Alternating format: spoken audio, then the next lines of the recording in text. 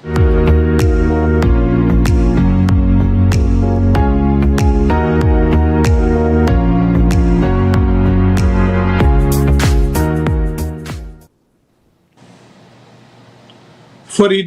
बार पराए बैसना साई मुझे ना दे जे तू एवें रखसी जियो श्री रोले। अगस्त महीने की 13 तरीक है जी, बरा 2025 दिन बुधवार। मैं आप जी का होस्ट मनवीर सिंह दिल दियां गहराइयां तो प्रोग्राम दिल दियां गल्लां दे विच आप सब जी नूं जी आया आखदा वा, फतेह अर्ज करदा जी। वाहिगुरू जी का खालसा वाहिगुरू जी की फतेह। स्टूडियो दियां घड़ियां दे मुताबक 12:05 न्यूयॉर्क समय अनुसार और 9:35 ਜਿਹੜੇ ਨੇ ਉਹ ਖਾਲਿਸਤਾਨ ਦੇ ਸਮੇਂ ਅਨੁਸਾਰ ਹੋਏ ਨੇ। ਔਰ ਅਸੀਂ ਇਸ ਪ੍ਰੋਗਰਾਮ ਦੇ ਵਿੱਚ ਆਪ ਸਭ ਦਾ ਇੱਕ ਵਾਰ ਫੇਰ ਸਵਾਗਤ ਕਰਦੇ ਹਾਂ ਔਰ ਮਾਫੀ ਵੀ ਚਾਹੁੰਦੇ ਹਾਂ ਕਿ 5 ਮਿੰਟ ਅੱਜ ਅਸੀਂ ਲੇਟ ਜੁੜੇ ਹਾਂ, ਕੋਈ ਤਕਨੀਕੀ ਸਮੱਸਿਆ ਜਿਹੜੀ ਆ ਰਹੀ ਸੀ ਉਹਦੇ ਚੱਲਦੇ ਆ।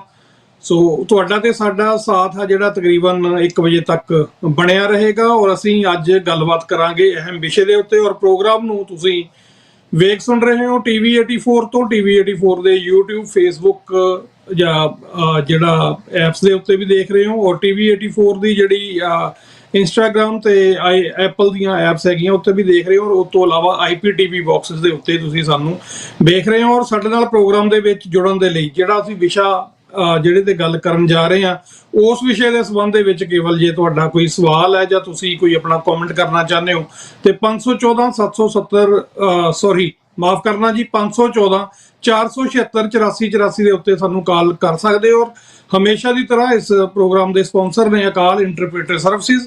ਅਕਾਲ ਇੰਟਰਪ੍ਰੀਟਰ ਸਰਵਿਸਿਜ਼ ਤੁਹਾਨੂੰ ਸੇਵਾਵਾਂ ਦਿੰਦੇ ਨੇ ਜੀ ਅਸਾਈਲਮ ਕੇਸਿਸ ਦੇ ਵਿੱਚ ਤੁਹਾਡੀ ਹੈਲਪ ਕਰਦੇ ਨੇ ਇੰਟਰਪ੍ਰੀਟੇਸ਼ਨ ਸੇਵਾਵਾਂ ਦੇ ਲਈ।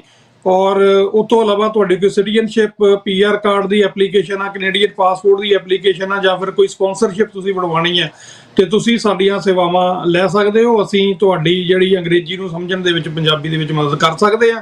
ਔਰ ਸਾਡੀ ਜਿਹੜੀ ਸਿਸਟਰ ਫਰਮ ਹੈ ਲਾ ਅਫਿਨਿਟੀ ਐਡਵੋਕੇਟਸ LLP, ਇਹ ਤੁਹਾਨੂੰ ਵਿੰਡਜ਼ਰ ontario, ਲੰਡਨ ontario, GTA, ਉਸ ਤੋਂ ਇਲਾਵਾ ਆਟਵਾ ਤੇ ਮੌਂਟਰੀਅਲ ਤੋਂ ਸੇਵਾਵਾਂ ਦਿੰਦੇ ਨੇ। ਤੁਹਾਡੇ ਕਿਸੇ ਵੀ ਜਿਹੜਾ ਕੋਈ ਵੀ ਲੀਗਲ ਮਸਲਾ ਉਹਦੇ ਵਿੱਚ ਤੁਹਾਨੂੰ ਹੈਲਪ ਕਰਦੇ ਨੇ। ਅਸੀਂ ਉਹਨਾਂ ਦੇ ਨਾਲ ਵੀ ਤੁਹਾਡੀ ਗੱਲਬਾਤ ਆ ਜਿਹੜੀ ਕਰਾ ਸਕਦੇ ਹਾਂ। ਹਰ ਇੱਕ ਫੀਲਡ ਦੇ ਵਿੱਚ ਮਾਹਰ ਵਕੀਲ ਇਸ ਫਰਮ ਦੇ ਕੋਲ ਹੈਗੇ ਨੇ। ਸੋ ਕਿਸੇ ਵੀ ਕਾਨੂੰਨੀ ਜਾਣਕਾਰੀ ਦੇ ਲਈ ਤੁਸੀਂ ਜਿਹੜਾ ਸਾਡੀ ਹੈਲਪ ਲੈ ਸਕਦੇ ਹੋ 514 770 7465। ਤੇ ਅਸੀਂ ਇਹ ਵੀ ਦੱਸ ਦਈਏ ਕਿ ਅਸੀਂ ਵਕੀਲ ਨਹੀਂ ਹਾਂ, ਅਸੀਂ ਸਿਰਫ ਉਹਨਾਂ ਦੇ ਐਸੋਸੀਏਟਸ ਹੈਗੇ ਹਾਂ ਜੀ। ਸੋ ਇਹਨਾਂ ਨੰਬਰਾਂ ਦੇ ਉੱਤੇ ਕਾਲ ਕਰਕੇ ਜਾਂ ਫਿਰ akalservices@hotmail.com ਦੇ ਉੱਤੇ ਸਾਨੂੰ ਕੰਟੈਕਟ ਕਰ ਸਕਦੇ ਹੋ। ਪ੍ਰੋਗਰਾਮ ਦੇ ਨਾਲ ਜੁੜਨ ਲਈ ਬਹੁਤ ਧੰਨਵਾਦ। ਔਰ ਇਸ ਪ੍ਰੋਗਰਾਮ ਨੂੰ ਜਿਹੜਾ ਸ਼ੇਅਰ ਵੀ ਜ਼ਰੂਰ ਕਰ ਦਿਓ ਜਿਹੜੇ ਵੀ ਗੈਜ਼ਟ ਤੁਸੀਂ ਦੇਖ ਰਹੇ ਹੋ, ਤਾਂ ਕਿ ਜਿਹੜੀ ਜਾਣਕਾਰੀ ਆ ਉਹ ਹੋਰ ਵੀ ਥਾਵਾਂ ਤੱਕ ਜਿਹੜੀ ਆ ਉਹ ਵੱਧ ਤੋਂ ਵੱਧ ਉਹ ਸਪਰੈਡ ਹੋ ਸਕੇ। ਸੋ ਸਾਡੇ ਨਾਲ ਅੱਜ ਜੁੜੇ ਨੇ ਵੈਨਕੂਵਰ ਇੰਸਟੀਚਿਊਟ ਤੋਂ ਭਾਈ ਪ੍ਰਭ ਸ਼ਰਨਵੀਰ ਸਿੰਘ ਜੀ, ਸਿੱਖ ਸਕਾਲਰ ਨੇ ਔਰ ਕਾਫੀ ਸਾਰੇ ਕੋਰਸਿਸ ਜਿਹੜੇ ਨਵੇਕਲੇ ਢੰਗ ਦੀ ਵਿੱਦਿਆ ਜਿਹੜੀ ਵੈਨਕੂਵਰ ਇੰਸਟੀਚਿਊਟ ਤੋਂ ਇਹ ਪ੍ਰੋਵਾਈਡ ਕਰਦੇ ਨੇ। ਸੋ ਇੱਕ ਰਿਮਾਰਕੇਬਲ ਗੱਲ ਹੈ ਕਿ ਇਹ ਸਾਡੇ ਜਿਹੜਾ ਯੂਥ ਨੂੰ, ਪੰਜਾਬ ਵਿੱਚ ਬੈਠੇ ਯੂਥ ਨੂੰ ਔਰ ਡਾਇਸਪੋਰਾ ਵਿੱਚ ਬੈਠੇ ਯੂਥ ਨੂੰ ਕਨੈਕਟ ਕਰਕੇ ਜਿਹੜੇ ਆਪਣੇ ਸਟੱਡੀ ਪ੍ਰੋਗਰਾਮਸ ਨੇ ਉਹ ਚਲਾ ਰਹੇ ਨੇ। ਪਰ ਅੱਜ ਜਿਹੜੇ ਵਿਸ਼ੇ ਤੇ ਅਸੀਂ ਗੱਲ ਕਰਨੀ ਹੈ, ਵਿਸ਼ਾ ਬੜਾ ਸਾਫ਼ ਹੈ। ਜਿਉਂ-ਜਿਉਂ 15 ਅਗਸਤ ਦੀ ਜਿਹੜੀ ਆ ਉਹ ਘੜੀ ਨੇੜੇ ਆਉਂਦੀ ਆ, ਤਿਉਂ-ਤਿਉਂ ਜਿਹੜੇ ਕੌਮ ਦੇ ਜ਼ਖਮ ਨੇ ਹਰੇ ਹੁੰਦੇ ਨੇ। ਉਹਦੀ ਵਜ੍ਹਾ ਇਹ ਹੈ ਕਿ ਇੱਕ ਤਾਂ ਇਤਿਹਾਸ ਦੇ ਵਿੱਚ ਜਿਹੜੇ ਮੁਲਕ ਐਗਜ਼ਿਸਟ ਹੀ ਨਹੀਂ ਕਰਦੇ ਸੀ ਉਹ ਮੁਲਕ ਹੋਣ ਦੇ ਉੱਤੇ ਆਏ ਤੇ ਉਸ ਖਿੱਤੇ ਦਾ ਸਭ ਤੋਂ ਵੱਡਾ ਮੁਲਕ ਪੰਜਾਬ ਜਿਹੜਾ ਸਿੱਖਾਂ ਦੀ ਆਪਣੀ ਜਿਹੜੀ ਜਨਮ ਭੂਮੀ ਆ, ਜਿੱਥੇ ਘਾਲ ਕੇ ਗੁਰੂਆਂ ਨੇ 339 ਸਾਲ ਬਾਅਦ ਜਿਹੜਾ ਖਾਲਸਾ ਪੈਦਾ ਕੀਤਾ। ਔਰ ਉਸ ਖਾਲਸੇ ਨੇ ਫਿਰ ਉਸ ਧਰਤੀ ਦੀ ਮਿੱਟੀ ਦੇ ਸਹਾਰੇ ਉੱਥੇ ਇੱਕ ਰਾਜ ਭਾਗ ਕਾਇਮ ਕੀਤਾ ਸੀ। ਉਹ ਰਾਜ ਭਾਗ ਜਿਹੜਾ ਸਾਡੇ ਕੋਲ ਖੁੱਸ ਗਿਆ ਤੇ ਉਹਦੇ ਕੀ ਕਾਰਨ ਸਨ ਕਿ ਦੋ ਮੁਲਕ ਐਸੇ ਹੋਣ ਦੇ ਵਿੱਚ ਆ ਗਏ ਜਿਨ੍ਹਾਂ ਦੀ ਕੋਈ ਐਗਜ਼ਿਸਟੈਂਸ ਨਹੀਂ ਸੀ, ਬਟ ਜਿਹੜਾ ਮੁਲਕ ਸਭ ਤੋਂ ਵੱਡਾ ਉਸ ਖਿੱਤੇ ਦਾ ਸੀ ਉਹ ਮੁਲਕ ਆ ਜਿਹੜਾ ਉਹ ਕਿਤੇ ਭੁੱਲ ਵਿਸਰ ਗਿਆ। ਤੇ ਉਹਦੀ ਵੀ ਗੱਲ ਅਸੀਂ ਕਰਾਂਗੇ। ਇੱਕ ਸਿੱਧਾ ਸਵਾਲ ਕਿ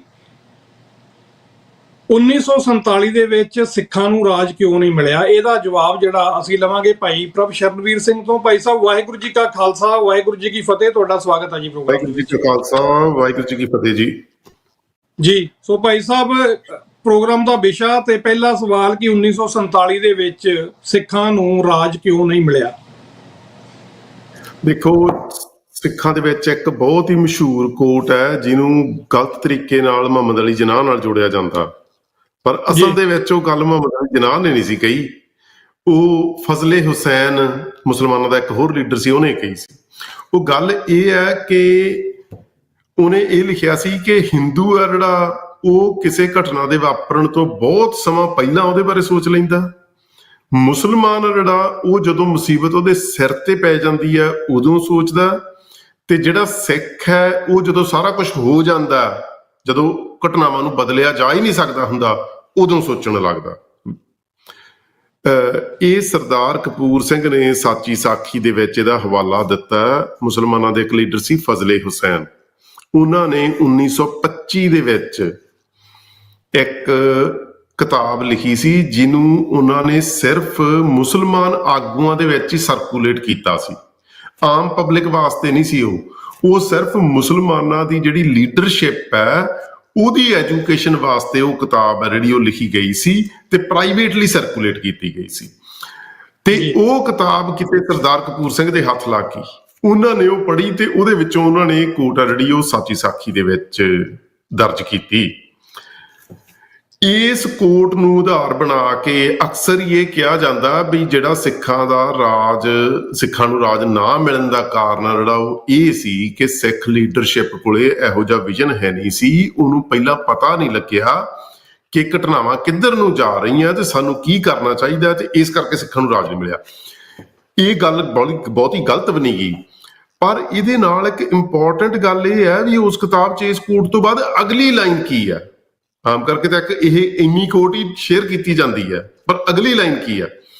ਅਗਲੀ ਲਾਈਨ ਇਹ ਹੈ ਵੀ ਉਹ ਕਹਿੰਦਾ ਵੀ ਸਿੱਖਾਂ ਨੂੰ ਹਜੇ ਵੀ ਇਸ ਗੱਲ ਦੀ ਘੂਕੀ ਚੜੀ ਹੋਈ ਹੈ ਕਿ ਅਸੀਂ ਧੱਕੇ ਨਾਲ ਪੰਜਾਬ ਦਾ ਰਾਜ ਖੋਲਿਆ ਸੀ, ਪਰ ਇਹਨਾਂ ਨੂੰ ਇਹ ਯਾਦ ਨਹੀਂਗਾ ਕਿ ਪੰਜਾਬ ਦੇ ਸਿੰਘਾਂ ਦੀ ਪੂਛਲ ਫਰੰਗੀ ਨੇ ਮਰੋੜ ਦਿੱਤੀ ਹੈ। ਹੁਣ ਤੁਸੀਂ ਇਹ ਗੱਲ ਦਾ ਭਾਵ ਸਮਝਣ ਦੀ ਕੋਸ਼ਿਸ਼ ਕਰੀਏ ਆਪਾਂ ਵੀ ਕੀ ਹੈ। ਪੰਜਾਬ ਤੇ ਸਿੱਖਾਂ ਦਾ ਰਾਜ ਹੋ ਗਿਆ ਸੀ ਜੀ, ਤੇ ਸਿੱਖਾਂ ਨੇ ਉਹ ਰਾਜ ਲਿਆ ਵੀ ਆਪਦੇ ਜ਼ੋਰ ਸਿਰ ਤੇ ਸੀ, ਇਹਦੇ 'ਚ ਕੋਈ ਸ਼ੱਕ ਨਹੀਂ ਆ। ਜਿਹੜਾ 18ਵੀਂ ਸਦੀ ਦਾ ਇਤਿਹਾਸ ਹੈ ਉਹਦੇ 'ਚ ਇਹ ਨਹੀਂਗਾ ਵੀ ਸਿੱਖਾਂ ਕੋਲੇ ਕੋਈ ਬਾਕੀ ਦੀਆਂ ਤਾਕਤਾਂ ਜਿਹੜੀਆਂ ਲੜ ਰਹੀਆਂ ਸੀ ਉਹਨਾਂ ਤੋਂ ਕੋਈ ਬਿਹਤਰ ਟੈਕਨੋਲੋਜੀ ਸੀ ਜਾਂ ਕੋਈ ਬਹੁਤ ਤਕੜੀ ਕੋਈ ਸਟ੍ਰੈਟਜੀ ਸੀ ਜਿਹੜੀ ਉਹਨਾਂ ਕੋਲੇ ਹੈ ਨਹੀਂ ਸੀ। ਸੋ ਸਿੱਖਾਂ ਨੇ ਇਹ ਗੱਲ ਤਾਂ ਠੀਕ ਹੈ ਕਿ ਸਿੱਖਾਂ ਨੇ ਜ਼ੋਰ ਨਾਲ ਰਾਜ ਲਿਆ, ਜਿਹੜੀ ਕਿ ਸਿੱਖਾਂ ਦੀ ਪ੍ਰਾਪਤੀ ਵੀ ਹੈ ਜਿਹਨੂੰ ਸੈਲੀਬ੍ਰੇਟ ਵੀ ਕਰਨਾ ਚਾਹੀਦਾ।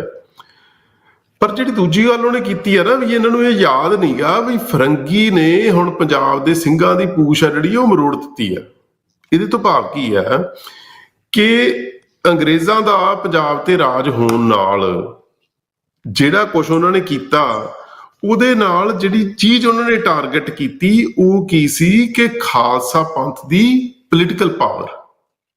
ਉਹਨਾਂ ਨੇ ਪ੍ਰਬੰਧ ਆ ਜਿਹੜਾ ਉਹ ਇਸ ਢੰਗ ਨਾਲ ਬਣਾ ਲਿਆ ਬਈ ਸਿੱਖਾਂ ਦੀ ਰਾਜਨੀਤਿਕ ਸ਼ਕਤੀ ਹੈ ਜਿਹੜੀ ਉਹ ਕਦੇ ਵੀ ਇਕੱਠੀ ਨਾ ਹੋ ਸਕੇ ਤੇ ਉਹ ਸੰਯੁਕਤ ਰੂਪ ਦੇ ਵਿੱਚ ਐਕਟ ਹੀ ਨਾ ਕਰ ਸਕੇ।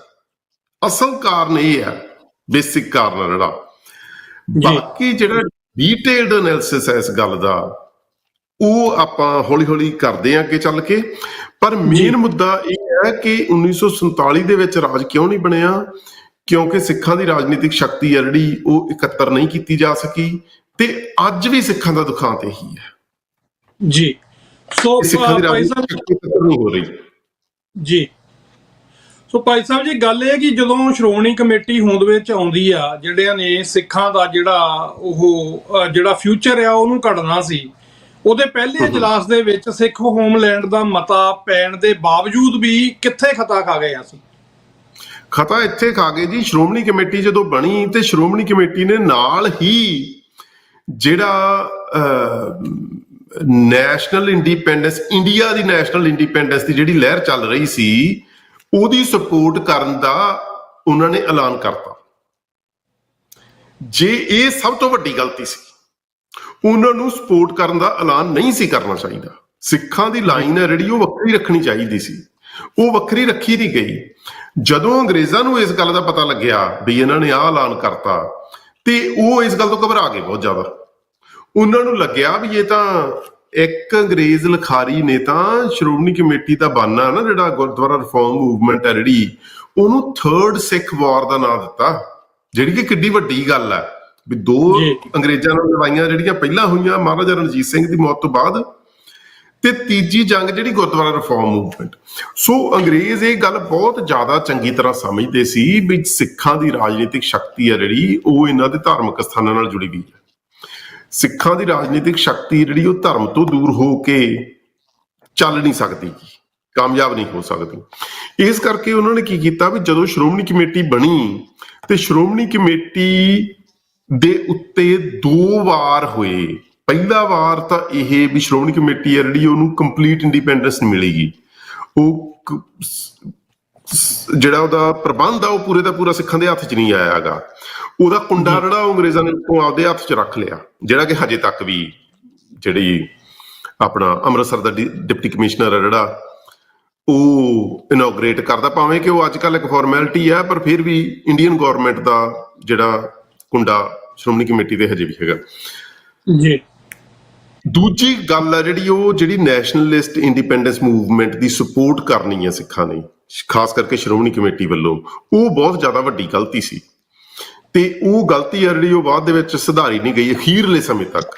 ਜਦੋਂ ਤੱਕ ਸਿੱਖਾਂ ਨੂੰ ਕਾਂਗਰਸ ਦੀ ਸਮਝ ਆਈ 1944-45 ਦੇ ਨੇੜੇ ਤੇੜੇ, ਉਦੋਂ ਤੱਕ ਟੂ ਲੇਟ ਸੀ, ਉਦੋਂ ਤੱਕ ਫਿਰ ਕੁਝ ਹੋ ਨਹੀਂ ਸੀ ਸਕਦਾ ਜੀ।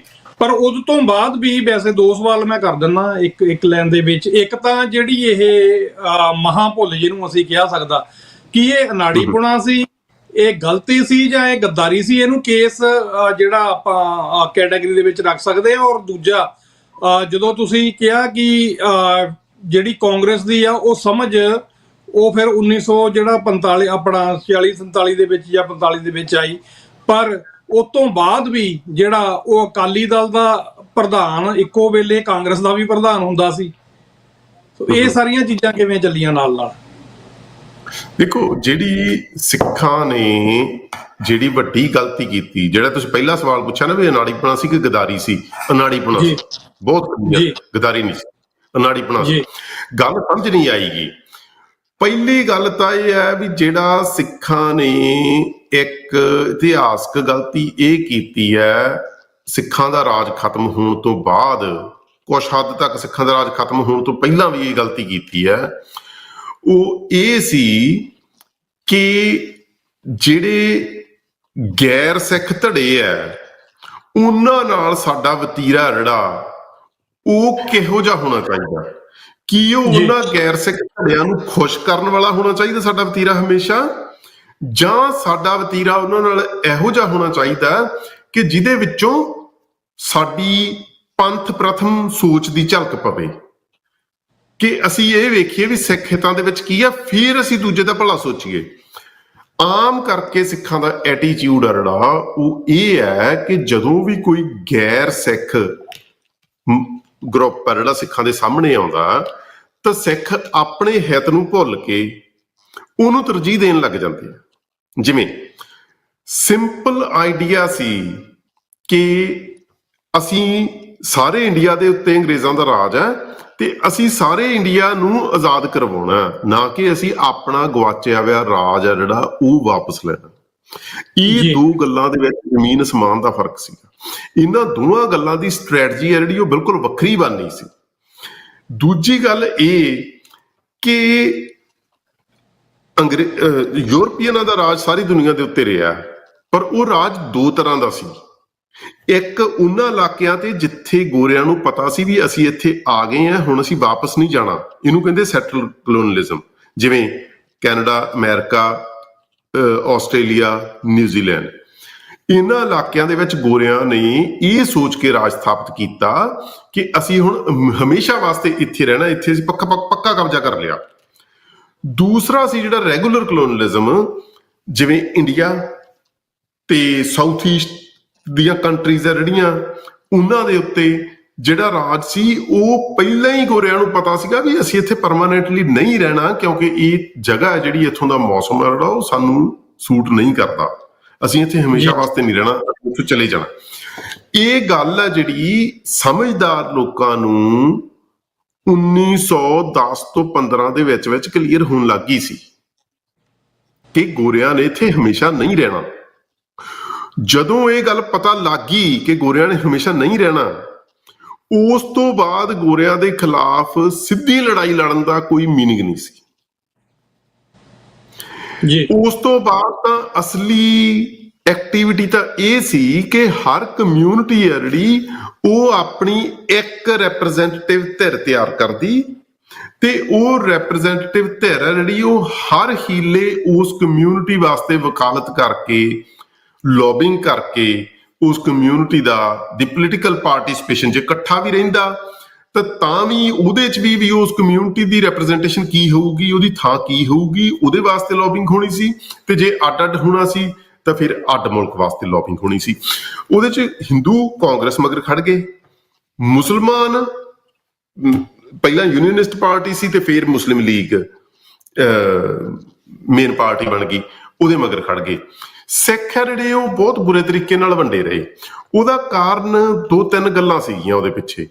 ਇੱਕ ਤਾਂ ਜਿਹੜੀ ਹਥਿਆਰਬੰਦ ਸੰਘਰਸ਼ ਚੱਲਿਆ ਅੰਗਰੇਜ਼ਾਂ ਦੇ ਖਿਲਾਫ ਪੰਜਾਬ ਚੋਂ, ਖਾਸ ਕਰਕੇ ਸਿੱਖਾਂ ਵੱਲੋਂ, ਉਹ ਇੱਕ ਕਿਸਮ ਦਾ ਨਾ ਬਹੁਤ ਵੱਡਾ ਭੁਲੇਖਾ ਸੀ ਤੇ ਇੱਕ ਕਿਸਮ ਦੀ ਉਹ ਅਣਜਾਣਪੁਣੇ ਦੇ ਵਿੱਚੋਂ ਨਿਕਲੀ ਵੀ ਐਕਟੀਵਿਟੀ ਸੀਗੀ ਜੀ। ਜਿਨ੍ਹਾਂ ਵਾਸਤੇ ਲੜ ਰਹੇ ਸੀ ਬੰਦੇ, ਉਹੀ ਬੰਦੇ, ਗਾਂਧੀ ਤਾਂ ਉਹਨਾਂ ਨੂੰ ਗਲਤ ਕਹਿ ਰਿਹਾ ਸੀ ਜੀ, ਤੇ ਉਹਨਾਂ ਵਾਸਤੇ ਹੀ ਉਹ ਲੜ ਰਹੇ ਸੀ। ਉਸੇ ਗਾਂਧੀ ਦੇ, ਉਸੇ ਨਹਿਰੂ ਦੇ ਦਬਾਅ ਦੇ ਵਿੱਚ ਆ ਕੇ ਉਹ ਐਕਸ਼ਨ ਕਰੀ ਜਾਂਦੇ ਸੀ। ਜਿਹੜੀ ਸਿੱਖ ਲੀਡਰਸ਼ਿਪ ਹੈ ਸਾਰੀ ਉਹਨਾਂ ਦੇ ਦਬਾਅ 'ਚ ਆ ਕੇ ਫੈਸਲੇ ਲੈਂਦੀ ਸੀ ਤੇ ਸਿੱਖਾਂ ਦਾ ਹੀ ਇੱਕ ਹਿੱਸਾ ਜਿਹੜਾ ਉਹ ਅੰਗਰੇਜ਼ਾਂ ਦੇ ਖਿਲਾਫ ਉਹਨਾਂ ਦੇ ਹੀ ਆਈਡੀਅਲਸ ਲਈ, ਭਾਰਤ ਮਾਤਾ ਦੀ ਆਜ਼ਾਦੀ ਲਈ ਕੁਰਬਾਨੀਆਂ ਕਰੀ ਜਾਂਦਾ ਸੀ ਜੀ। ਸੋ ਇਹ ਇੱਕ ਬਹੁਤ ਵੱਡਾ ਅਣਜਾਣਪੁਣਾ ਸੀਗਾ ਉਸ ਮੂਵਮੈਂਟ ਤੇ। ਮੇਰੇ ਖਿਆਲ ਦੇ ਵਿੱਚ ਸਿੱਖਾਂ ਨੂੰ ਇਹ ਗੱਲ ਰੀਅਲਾਈਜ਼ ਕਰਨ ਦੀ ਲੋੜ ਸੀਗੀ ਵੀ ਇਸ ਇਤਿਹਾਸਕ ਮੋੜ ਤੇ ਇਸ ਪੋਲੀਟੀਕਲ ਪਾਵਰ ਖਿਲਾਫ ਇਸ ਵੇਲੇ ਹਥਿਆਰਬੰਦ ਸੰਘਰਸ਼ ਕਰਨਾ ਸਾਡਾ ਫਰਜ਼ ਨਹੀਂ ਗਾ। ਜੇ ਕਰਨਾ ਤਾਂ ਉਹ ਸਿੱਖ ਰਾਜ ਦੀ ਬਹਾਲੀ ਵਾਸਤੇ ਹੋਣਾ ਚਾਹੀਦਾ ਸੀ। ਸੋ ਇਹ ਵੱਡੀ ਗਲਤੀ ਹੋਈ। ਦੂਜੀ ਵੱਡੀ ਗਲਤੀ ਇਹ ਹੋਈ ਵੀ ਜਿਸ ਵੇਲੇ ਵਾਇਲੈਂਸ ਨੂੰ ਪੋਲੀਟੀਕਲ ਟੂਲ ਬਣਾ ਕੇ ਵਰਤਣ ਦਾ ਵੇਲਾ ਸੀ, ਉਦੋਂ ਫਿਰ ਉਹ ਵਰਤੀ ਵੀ ਨਹੀਂ। ਉਹ ਪਹਿਲਾਂ ਹੀ ਸਾਰੀ એનર્ਜੀ ਆਪਦੀ ਸਪੈਂਟ ਕਰ ਲਈ। ਉਹਦੇ ਤੋਂ ਕੀ ਭਾਵ ਹੈ, ਜਦੋਂ 1944-45 ਦੇ ਵਿੱਚ ਸਿੱਖਾਂ ਨੂੰ ਇਹ ਗੱਲ ਸਮਝ ਆ ਗਈ ਬਈ ਅਸੀਂ ਤਾਂ ਗਏ ਵੀ ਸਾਡੇ ਤਾਂ ਪੱਲੇ ਕੁਛ ਪਿਆ ਨਹੀਂ ਗਾ ਤੇ ਵੰਡ ਹੋ ਜਾਣੀ ਆ, ਉਦੋਂ ਉਹਨਾਂ ਨੇ ਆਈਡੀਆ ਲਿਆਂਦਾ। ਪਹਿਲਾਂ ਆਜ਼ਾਦ ਪੰਜਾਬ ਦਾ ਆਈਡੀਆ ਲਿਆਂਦਾ, ਫਿਰ ਸਿੱਖਿਸਤਾਨ ਦਾ ਆਈਡੀਆ ਲਿਆਂਦਾ, ਫਿਰ ਖਾਲਿਸਤਾਨ ਦਾ ਆਈਡੀਆ ਲਿਆਂਦਾ। ਸੋ ਇਹ 2-3 ਪ੍ਰਪੋਜ਼ਲ ਆ ਜਿਹੜੇ ਉਹ ਆਏ। ਜਿਹੜਾ ਆਜ਼ਾਦ ਪੰਜਾਬ ਦਾ ਪ੍ਰਪੋਜ਼ਲ ਸੀ ਉਹ ਵੀ ਕੋਈ ਸਿੱਖਾਂ ਦੀ ਵੱਖਰੀ ਸਟੇਟ ਨਹੀਂ ਸੀਗੀ। ਉਹਦੇ ਚ ਇਹ ਸੀਗਾ ਵੀ ਉੱਥੇ ਵੀ ਸਿੱਖ ਮਿਨੋਰਟੀ ਚ ਹੀ ਹੋਣੇ ਸੀ। 40% ਮੁਸਲਮਾਨ ਹੋਣੇ ਸੀ, 40% ਹਿੰਦੂ ਹੋਣੇ ਸੀ, 20% ਸਿੱਖ ਹੋਣੇ ਸੀਗੇ। ਸੋ ਉਹਦੇ ਨਾਲ ਸਿੱਖਾਂ ਨੂੰ ਐਂ ਲੱਗਦਾ ਸੀ ਵੀ ਚਲੋ ਇਹਦੇ ਨਾਲ ਕਿਸੇ ਵੀ ਇੱਕ ਕਮਿਊਨਿਟੀ ਦੀ ਮੈਜੋਰਟੀ ਨਹੀਂ ਬਣੂਗੀ ਤੇ ਸ਼ਾਇਦ ਅਸੀਂ ਸੇਫ ਰਹਿ ਜਾਾਂਗੇ। ਸੋ ਇਹ ਸਾਡੇ ਵਾਸਤੇ ਬੈਟਰ ਡੀਲ ਹੋਊਗੀ। ਉਹ ਵੀ ਨਹੀਂ ਬਣਿਆ। ਸਿੱਖਸਤਾਨ ਦਾ ਆਈਡੀਆ ਵੀ ਇਹੋ ਜਿਹਾ ਹੀ ਸੀ। ਜਦੋਂ ਵੰਡ ਆ ਜਿਹੜੀ ਉਹ ਫਾਈਨਲਾਈਜ਼ ਹੋਣ ਲੱਗੀ ਤਾਂ ਵੇਖਣ ਵਾਲੀ ਗੱਲ ਇਹ ਆ ਕਿ ਮੁਸਲਿਮ ਲੀਗ ਨੇ ਕੀ ਫੈਸਲਾ ਲਿਆ। ਇੱਕ ਕੀ ਫੈਸਲਾ ਲਿਆ ਜਿਹਦੇ ਨਾਲ ਉਹਦੇ ਤੇ ਮੋਹਰ ਲੱਗ ਗਈ ਕਿ ਪਾਕਿਸਤਾਨ ਬਣਨਾ ਹੀ ਬਣਨਾ। ਇੰਡੀਆ ਤਾਂ ਬਣਨਾ ਹੀ ਬਣਨਾ ਸੀ ਕਿਉਂਕਿ ਇੰਡੀਆ ਦੀ ਬਣਨ ਦਾ ਤਾਂ ਕੋਈ ਸਵਾਲ ਹੀ ਨਹੀਂ ਸੀ। ਇੰਡੀਆ ਤਾਂ ਉਹ ਹੈਗਾ ਹੀ ਸੀਗਾ, ਉਹਨੂੰ ਇੰਡੀਆ ਤਾਂ ਮੰਨਿਆ ਵੀ ਹੀ ਸੀ ਅੰਗਰੇਜ਼ਾਂ ਨੇ। ਪਾਕਿਸਤਾਨ ਬਣਨ ਦਾ ਸਵਾਲ ਸੀ। 16 ਅਗਸਤ 1946 ਨੂੰ ਡਾਇਰੈਕਟ ਐਕਸ਼ਨ ਡੇ ਦੀ ਕਾਲ ਦਿੱਤੀ ਮੁਸਲਮਾਨਾਂ ਨੇ। ਡਾਇਰੈਕਟ ਐਕਸ਼ਨ, ਹੁਣ ਜਦੋਂ ਆਪਾਂ ਪੜ੍ਹਦੇ ਆ, ਜਿਹੜਾ ਇਤਿਹਾਸ ਦਾ ਵਿਦਿਆਰਥੀ ਨੀਗਾ, ਜਦੋਂ ਉਹ ਸੁਣਦਾ ਡਾਇਰੈਕਟ ਐਕਸ਼ਨ, ਉਹਨੂੰ ਪਤਾ ਗੱਲ ਕਲੀਅਰ ਨਹੀਂ ਹੁੰਦੀ ਵੀ ਡਾਇਰੈਕਟ ਐਕਸ਼ਨ ਤੋਂ ਕੀ ਭਾਵ ਹੈ। ਡਾਇਰੈਕਟ ਐਕਸ਼ਨ ਦਾ ਪੋਲੀਟੀਕਲ ਵੋਕੈਬਲਰੀ ਦੇ ਵਿੱਚ ਮਤਲਬ ਹੁੰਦਾ ਵਾਇਲੈਂਸ, ਭੰਨ ਤੋੜ ਕਰਨੀ, ਬੰਦੇ ਮਾਰਨੇ, ਵਾਇਲੈਂਸ ਕਰਨੀ। ਸੋ ਜਿਹੜੀ 16 ਅਗਸਤ 1946 ਇੱਕ ਸਾਲ ਪਹਿਲਾਂ ਬਣ ਤੋਂ ਜਿਹੜੀ ਡਾਇਰੈਕਟ ਐਕਸ਼ਨ ਦੀ ਕਾਲ ਸੀ ਤੇ ਉਹਦੇ ਤੇ ਕਲਕੱਤੇ ਹੋਰ ਥਾਵਾਂ ਤੇ ਬਹੁਤ ਵਾਇਲੈਂਸ ਵੀ ਹੋਈ ਉਸ ਕਾਲ ਤੇ ਜੀ। ਉਹ ਇੱਕ ਕਿਸਮ ਦਾ ਮੁਸਲਮਾਨਾਂ ਵੱਲੋਂ ਅੰਗਰੇਜ਼ਾਂ ਨੂੰ ਦਿੱਤਾ ਗਿਆ ਸੁਨੇਹਾ ਸੀ ਕਿ ਜੇ ਸਾਡੀ ਗੱਲ ਨਹੀਂ ਮੰਨੀ ਜਾਊਗੀ, ਸਾਡਾ ਮੁਲਕ ਨਹੀਂ ਬਣੂਗਾ ਤਾਂ ਖੂਨ ਖਰਾਬਾ ਹੋਊਗਾ। ਸੋ ਟੇਕ ਅਸ ਸੀਰੀਅਸਲੀ। ਸੋ ਇਹ ਵਾਇਲੈਂਸ ਬਿਲਕੁਲ ਹੋਰ ਤਰੀਕੇ ਦੀ ਹੈ। ਜਿਹੜੀ ਵਾਇਲੈਂਸ ਕਰਕੇ ਗਦਰੀ ਬਾਬੇ ਜਾਂ ਬੱਬਰ ਅਕਾਲੀ ਆ ਜਿਹੜੇ ਉਹ ਜੇਲ੍ਹਾਂ ਕੱਟੀ ਗਏ ਜਾਂ ਫਾਂਸੀਆਂ ਤੇ ਚੜੀ ਗਏ, ਉਹ ਬਿਲਕੁਲ ਇੱਕ ਹੋਰ ਕਿਸਮ ਦੀ ਚੀਜ਼ ਸੀ। ਸੋ ਹੁਣ ਇੱਥੇ ਘੁੰਡੀ ਕੀ ਹੈ ਗੱਲ 'ਚ? ਘੁੰਡੀ ਇਹ ਹੈ ਕਿ ਭਾਵੇਂ ਕਿ ਇਸ ਕਿਸਮ ਦੀ ਡਾਇਰੈਕਟ ਐਕਸ਼ਨ ਵਾਲੀ ਵਾਇਲੈਂਸ ਹੈ ਜਿਹੜੀ, ਉਹਦੇ 'ਚ ਆਮ ਬੰਦੇ ਨੇ ਮਰਨਾ ਹੁੰਦਾ, ਬੇਕਸੂਰੇ ਬੰਦੇ ਨੇ ਮਰਨਾ ਸੀ, ਪਰ ਉਹਦਾ ਮੁਸਲਿਮ ਲੀਗ ਨੂੰ, ਮੁਸਲਮਾਨਾਂ ਨੂੰ ਫਾਇਦਾ ਹੋ ਗਿਆ, ਉਹਨਾਂ ਦਾ ਮੁਲਕ ਬਣ ਗਿਆ ਜੀ। ਨਾ ਤਾਂ ਮੈਂ ਇਹ ਗੱਲ ਦੀ ਵਕਾਲਤ ਕਰਦਾ ਵੀ ਬੇਕਸੂਰਿਆਂ ਨੂੰ ਮਾਰਨਾ ਚਾਹੀਦਾ, ਨਾ ਹੀ ਕੋਈ ਹੋਰ ਕਰ ਸਕਦਾ, ਪਰ ਜਿਹੜੀ ਪੋਲੀਟੀਕਲ ਰਿਐਲਿਟੀ ਹੈ ਉਹ ਮੇਰੀ ਸੋਚ ਦੀ ਮੁਤਾਜ ਨਹੀਂ ਗੀ। ਹੁਣ ਇਹ ਨਹੀਂ ਸੋਚਣਾ ਵੀ ਕੀ ਮੈਂ ਕੀ ਸੋਚਦਾ ਜਾਂ ਫਲਾਣਾ ਸਿੱਖ ਲੀਡਰ ਕੀ ਸੋਚਦਾ ਜਾਂ ਸਿੱਖ ਕਮਿਊਨਿਟੀ ਕੀ ਸੋਚਦੀ ਹੈ। ਉਹਨੇ ਤਾਂ ਇੱਕ ਜਿਹੜਾ ਦੁਨੀਆ ਦਾ ਦਸਤੂਰ ਬਣਿਆ ਹੋਇਆ ਉਹਦੇ ਅਕੋਰਡਿੰਗ ਕੰਮ ਚੱਲਣਾ। ਜਿਵੇਂ ਮੈਂ ਇਹਦੀ ਇੱਕ ਹੋਰ ਉਦਾਹਰਨ ਸਰਦਾਰ ਕਪੂਰ ਸਿੰਘ ਦੀ ਕਿਤਾਬ 'ਚ ਦਿੰਦਾ। ਜਦੋਂ ਕਮਿਊਨਲ ਅਵਾਰਡ ਲਾਗੂ ਹੋਇਆ ਤਾਂ ਸਿੱਖ ਆਗੂਆਂ ਨੇ ਮੀਟਿੰਗ ਕੀਤੀ ਮਹਾਰਾਜਾ ਰਣਜੀਤ ਸਿੰਘ ਦੀ ਸਮਾਧ ਤੇ ਲਾਹੌਰ, ਤੇ ਉਸ ਮੀਟਿੰਗ ਦੇ ਵਿੱਚ ਲਗਭਗ ਸਾਰੇ ਮੇਨ ਸਿੱਖ ਆਗੂ ਸ਼ਾਮਲ ਹੋਏ, ਪਰ ਮਾਸਟਰ ਤਾਰਾ ਸਿੰਘ ਨਹੀਂ ਆ ਸਕੇ ਕਿਉਂਕਿ ਮਾਸਟਰ ਤਾਰਾ ਸਿੰਘ ਦੇ ਉੱਤੇ ਲਾਹੌਰ ਦੇ ਵਿੱਚ ਉਹਨਾਂ ਦੀ ਐਂਟਰੀ ਬੈਨ ਹੋਈ ਵੀ ਸੀ। ਸੋ ਜੇ ਉਹ ਲਾਹੌਰ ਦੇ ਵਿੱਚ ਐਂਟਰ ਹੁੰਦੇ ਤਾਂ ਉਹਨਾਂ ਨੂੰ 6 ਮਹੀਨੇ ਤੱਕ ਦੀ ਸਜ਼ਾ ਹੋ ਸਕਦੀ ਸੀ। ਸੋ ਇਸ ਕਰਕੇ ਉਹ ਆਏ ਨਹੀਂ ਗਏ ਉੱਥੇ। ਤੇ ਉਸ ਮੀਟਿੰਗ ਦੇ ਵਿੱਚ ਉਹਨਾਂ ਨੇ ਇੱਕ ਮੈਸੇਜ ਭੇਜਿਆ, ਤੇ ਉਹ ਮੀਟਿੰਗ 'ਚ ਫੈਸਲਾ ਵੀ ਇਹ ਹੋਇਆ ਕਿ ਸਿੱਖਾਂ ਨੇ ਕਿਹਾ, ਉਸ ਮੀਟਿੰਗ 'ਚ ਫੈਸਲਾ ਇਹ ਕੀਤਾ ਵੀ ਅਸੀਂ ਆਪਦੀ ਬੋਟੀ ਕਟਵਾ ਦੇਵਾਂਗੇ, ਅਸੀਂ ਮਰਨ ਤੇ ਆ ਜਾਵਾਂਗੇ, ਪਰ ਅਸੀਂ ਕਮਿਊਨਲ ਅਵਾਰਡ ਜਿਹੜਾ ਉਹ ਲਾਗੂ ਨਹੀਂ ਹੋਣ ਦੇਵਾਂਗੇ। ਬਿਆਨ ਹੀ ਜਾਰੀ ਕਰਤਾ। ਇਹ ਜਦੋਂ ਬਿਆਨ ਸਰਕਾਰ ਕੋਲੇ ਪਹੁੰਚਿਆ ਤੇ ਸਰਕਾਰ ਘਬਰਾ ਗਈ। ਇਹ ਸਰਦਾਰ ਕਪੂਰ ਸਿੰਘ ਲਿਖਦੇ ਆ। ਸਰਕਾਰ ਨੇ ਘਬਰਾ ਕੇ ਪੰਜਾਬ ਦੇ ਗਵਰਨਰ ਨੇ ਪੰਜਾਬ ਦੇ ਡਿਪਟੀ ਕਮਿਸ਼ਨਰਾਂ ਨੂੰ ਇੱਕ ਚਿੱਠੀ ਜਾਰੀ ਕੀਤੀ ਤੇ ਉਹਨਾਂ ਨੂੰ ਕਿਹਾ, ਉਹ ਚਿੱਠੀ ਦੇ ਵਿੱਚ ਇਹ ਲਿਖਿਆ ਸੀਗਾ ਵੀ ਜੇ ਪੰਜਾਬ ਸਿੱਖ ਆ ਜਿਹੜੇ ਉਹ ਮਰਨ ਤੇ ਆ ਜਾਂਦੇ ਆ ਤੇ 20 ਬੰਦੇ ਮਰ ਜਾਂਦੇ ਆ ਉਸ ਕਤਲੋਗਾਰਤ ਦੇ ਵਿੱਚ, ਤਾਂ ਸਰਕਾਰ ਜਿਹੜੀ ਉਹ ਵਾਪਸ ਲੈ ਲੂਗੀ ਕਮਿਊਨਲ ਅਵਾਰਡ। ਤੇ ਸਰਦਾਰ ਕਪੂਰ ਸਿੰਘ ਲਿਖਦੇ ਆ ਵੀ ਬਾਅਦ ਦੇ ਵਿੱਚ ਕੀ ਹੋਇਆ ਬਈ ਇਹ ਬਿਆਨ ਤਾਂ ਜਾਰੀ ਕਰਤਾ ਸਿੱਖਾਂ ਨੇ, ਪਰ ਐਕਚੁਅਲੀ ਕੁਛ ਨਹੀਂ ਕੀਤਾ।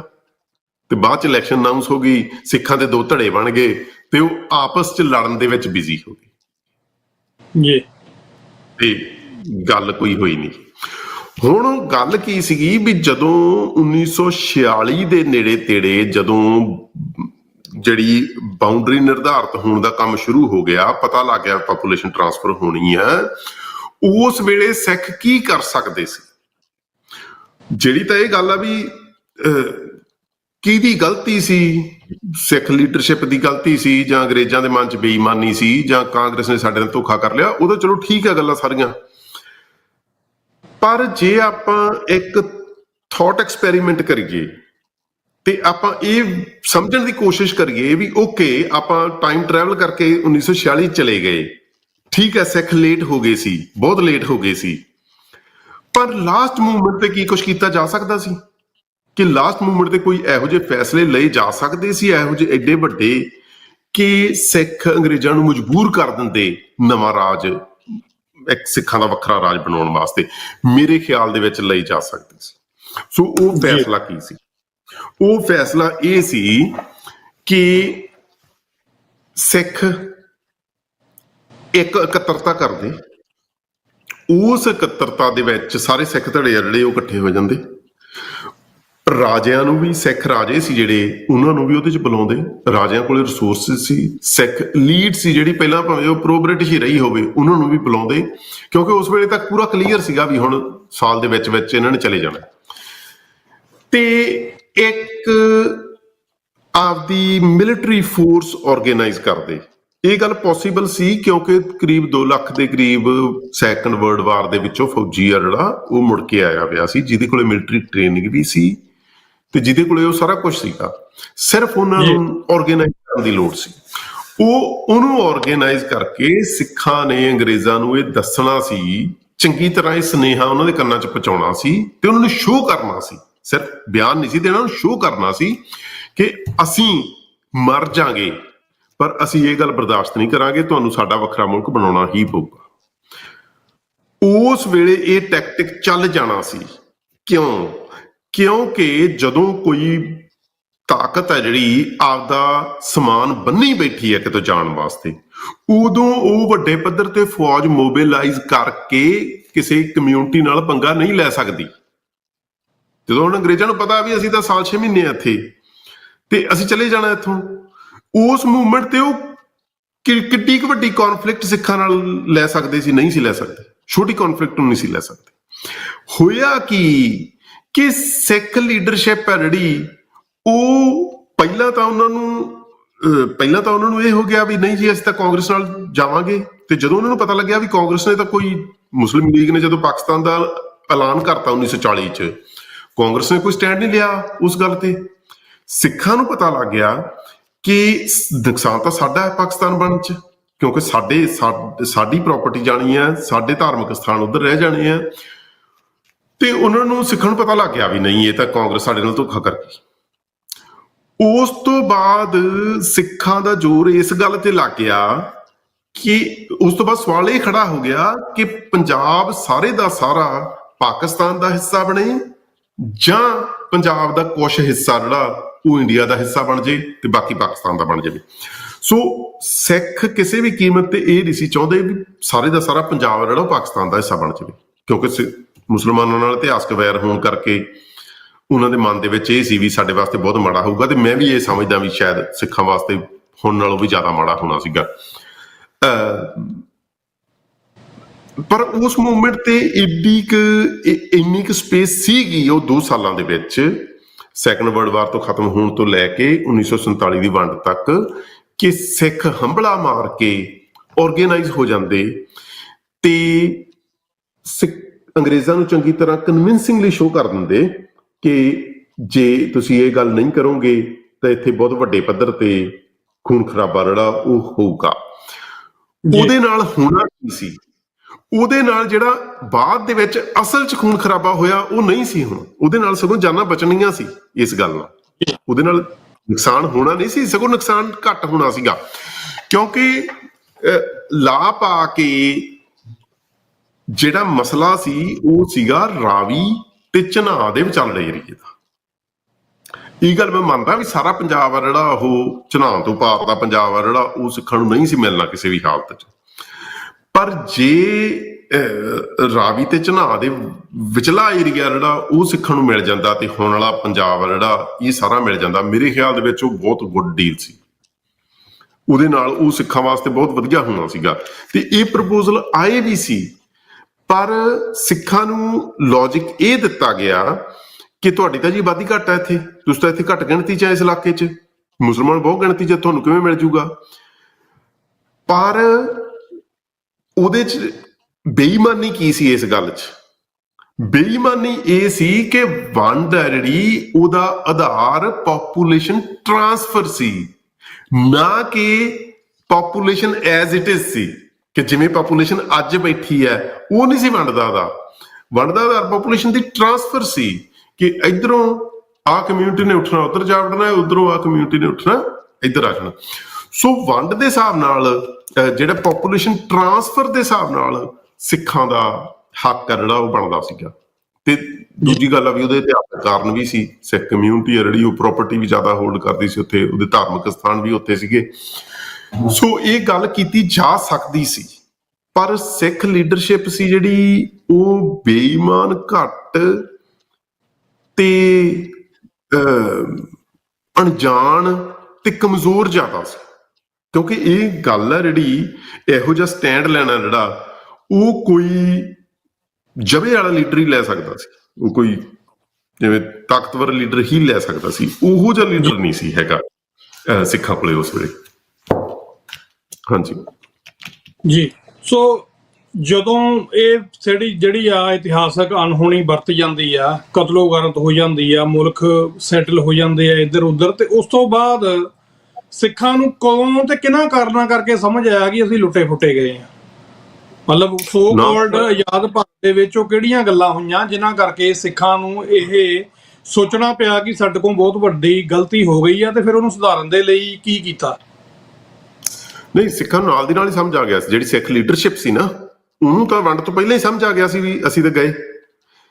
ਪਰ ਜਦੋਂ ਵੰਡ ਹੋ ਗਈ, ਉਜਾੜਾ ਹੋ ਗਿਆ, ਤੇ ਉਦੋਂ ਫਿਰ ਸਿੱਖ ਲੀਡਰਸ਼ਿਪ ਹੈ ਜਿਹੜੀ ਮਾਸਟਰ ਤਾਰਾ ਸਿੰਘ ਹੁਣੀ, ਉਹਨਾਂ ਨੂੰ ਚੰਗੀ ਤਰ੍ਹਾਂ ਪਤਾ ਲੱਗ ਗਿਆ ਸੀਗਾ ਵੀ ਅਸੀਂ ਕਿਸੇ ਪਾਸੇ ਜੋਗੇ ਨਹੀਂ ਰਹੇ ਹੁਣ। ਕਿਉਂਕਿ ਇਮੀਡੀਏਟਲੀ ਬਾਅਦ ਇੰਡੀਆ ਦੀ ਸਰਕਾਰ ਨੇ ਆਪਦੇ ਰੰਗ ਵਿਖਾਉਣੇ ਸ਼ੁਰੂ ਕਰਤੇ। ਜਦੋਂ ਸਰਦਾਰ ਪਟੇਲ ਪਟਿਆਲੇ ਆਇਆ 1948 ਚ, ਤੇ ਉਹਨੇ ਸਿੱਖਾਂ ਦੀ ਉੱਥੇ ਕੋਈ ਗੱਲ ਹੀ ਨਹੀਂ ਕੀਤੀ। ਉਹਨੇ ਸਗੋਂ ਸਿੱਖਾਂ ਨੂੰ ਇਹ ਕਿਹਾ ਵੀ ਹੁਣ ਤੁਸੀਂ ਪੁਰਾਣੀਆਂ ਗੱਲਾਂ ਭੁੱਲ ਜਾਓ ਤੇ ਦੇਸ਼ ਸੇਵਾ ਦਾ ਕੰਮ ਕਰੋ। ਉੱਥੇ ਸਿੱਖ ਲੀਡਰਾਂ ਨੇ ਰੀਅਲਾਈਜ਼ ਕੀਤਾ ਵੀ ਅਸੀਂ ਤਾਂ ਗਏ, ਹੁਣ ਬਹੁਤ ਵੱਡੀ ਭੁੱਲ ਹੋ ਗਈ ਤੇ ਹੁਣ ਸਾਡੇ ਤੋਂ ਉੱਠਿਆ ਨਹੀਂ ਜਾਣਾਗਾ। ਉਸ ਤੋਂ ਬਾਅਦ ਫਿਰ ਉਹਨਾਂ ਨੇ ਪੰਜਾਬੀ ਸੂਬਾ ਮੋਰਚਾ ਸ਼ੁਰੂ ਕੀਤਾ, ਤੇ ਪੰਜਾਬੀ ਸੂਬਾ ਮੋਰਚਾ ਆਪਾਂ ਨੂੰ ਪਤਾ ਹੀ ਆ ਵੀ ਲੰਮਾ ਚੱਲਿਆ, ਤੇ ਜੰਗ ਲੱਗਣ ਕਰਕੇ ਚਲੋ ਸਰਕਾਰ ਨੂੰ ਉਹ ਮੰਨਣਾ ਪਿਆ। ਪਰ ਜੇ ਜੰਗ ਨਾ ਲੱਗਦੀ ਤਾਂ ਪੰਜਾਬੀ ਸੂਬਾ ਮੋਰਚਾ ਵੀ ਨਹੀਂ ਸੀ ਬਣਨਾ, ਪੰਜਾਬੀ ਸੂਬਾ ਵੀ ਨਹੀਂ ਸੀ ਬਣਨਾ, ਤੇ 84 ਦਾ ਇਤਿਹਾਸ ਆ ਜਿਹੜਾ ਉਹ ਵੀ ਆਪਾਂ ਜਾਣਦੇ ਹਾਂ। ਪਰ ਜਿਹੜੀ ਇੱਕ ਖਾਸ ਗੱਲ ਮੈਂ ਕਰਨੀ ਚਾਹੁੰਦਾ ਉਹ ਇਹ ਹੈ ਵੀ ਜਿਹੜੀ ਇੱਕ ਤਾਂ ਇਹ ਹੁੰਦਾ ਵੀ ਕਿਸੇ ਖਾਸ ਮੋੜ ਤੇ ਆ ਕੇ ਇੱਕ ਵੱਡੀ ਗਲਤੀ ਕੋਈ ਕੌਮ ਦੇ ਆਗੂ ਕਰਕੇ, ਤੇ ਉਹਦਾ ਕੌਮ ਨੂੰ ਖਮਿਆਜ਼ਾ ਭੁਗਤਣਾ ਪੈਂਦਾ। ਪਰ ਕੌਮ ਨੇ ਉਹਦੇ ਤੋਂ ਇੱਕ ਲੈਸਨ ਲਰਨ ਕਰ ਲਿਆ, ਇੱਕ ਸਬਕ ਸਿੱਖ ਲਿਆ ਕਿ ਗਾਂਹ ਤੋਂ ਇਹੋ ਜਿਹੀ ਗਲਤੀ ਨਹੀਂ ਕਰਨੀ। ਸਿੱਖਾਂ ਦੇ ਕੇਸ ਦੇ ਵਿੱਚ ਇਹ ਗੱਲ ਨਹੀਂ ਹੋਈ।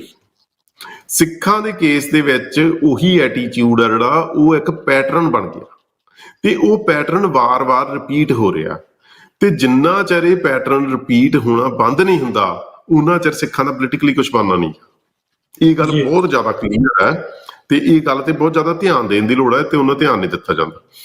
ਇੱਕ ਤਾਂ ਜਿਹੜੀ ਉਹ ਸਰਦਾਰ ਕਪੂਰ ਸਿੰਘ ਨੇ ਵੀ ਕੋਟ ਦਿੱਤੀ ਹੈ ਨਾ ਫਜ਼ਲੇ ਹੁਸੈਨ ਦੀ, ਜਿਹਦੇ ਤੋਂ ਆਪਾਂ ਗੱਲ ਸ਼ੁਰੂ ਕੀਤੀ ਸੀ ਜੀ, ਉਹ ਕਾਫੀ ਜ਼ਿਆਦਾ ਉਹਨੂੰ ਵੇਟ ਦੇਣ ਦੀ ਲੋੜ ਆ ਕਿ ਜਿਹੜਾ ਸਿੱਖਾਂ ਨੂੰ ਇਹ ਲੱਗਦਾ ਵੀ ਅਸੀਂ ਤਾਂ ਕਰ ਹੀ ਲੈਣਾ, ਕੋਈ ਚੱਕਰ ਹੀ ਨਹੀਂ, ਸਾਨੂੰ ਮੌਕਾ ਮਿਲੇ ਸਹੀ ਤੇ ਅਸੀਂ ਰਾਜ ਪ੍ਰਾਪਤ ਕਰ ਲੈਣਾ।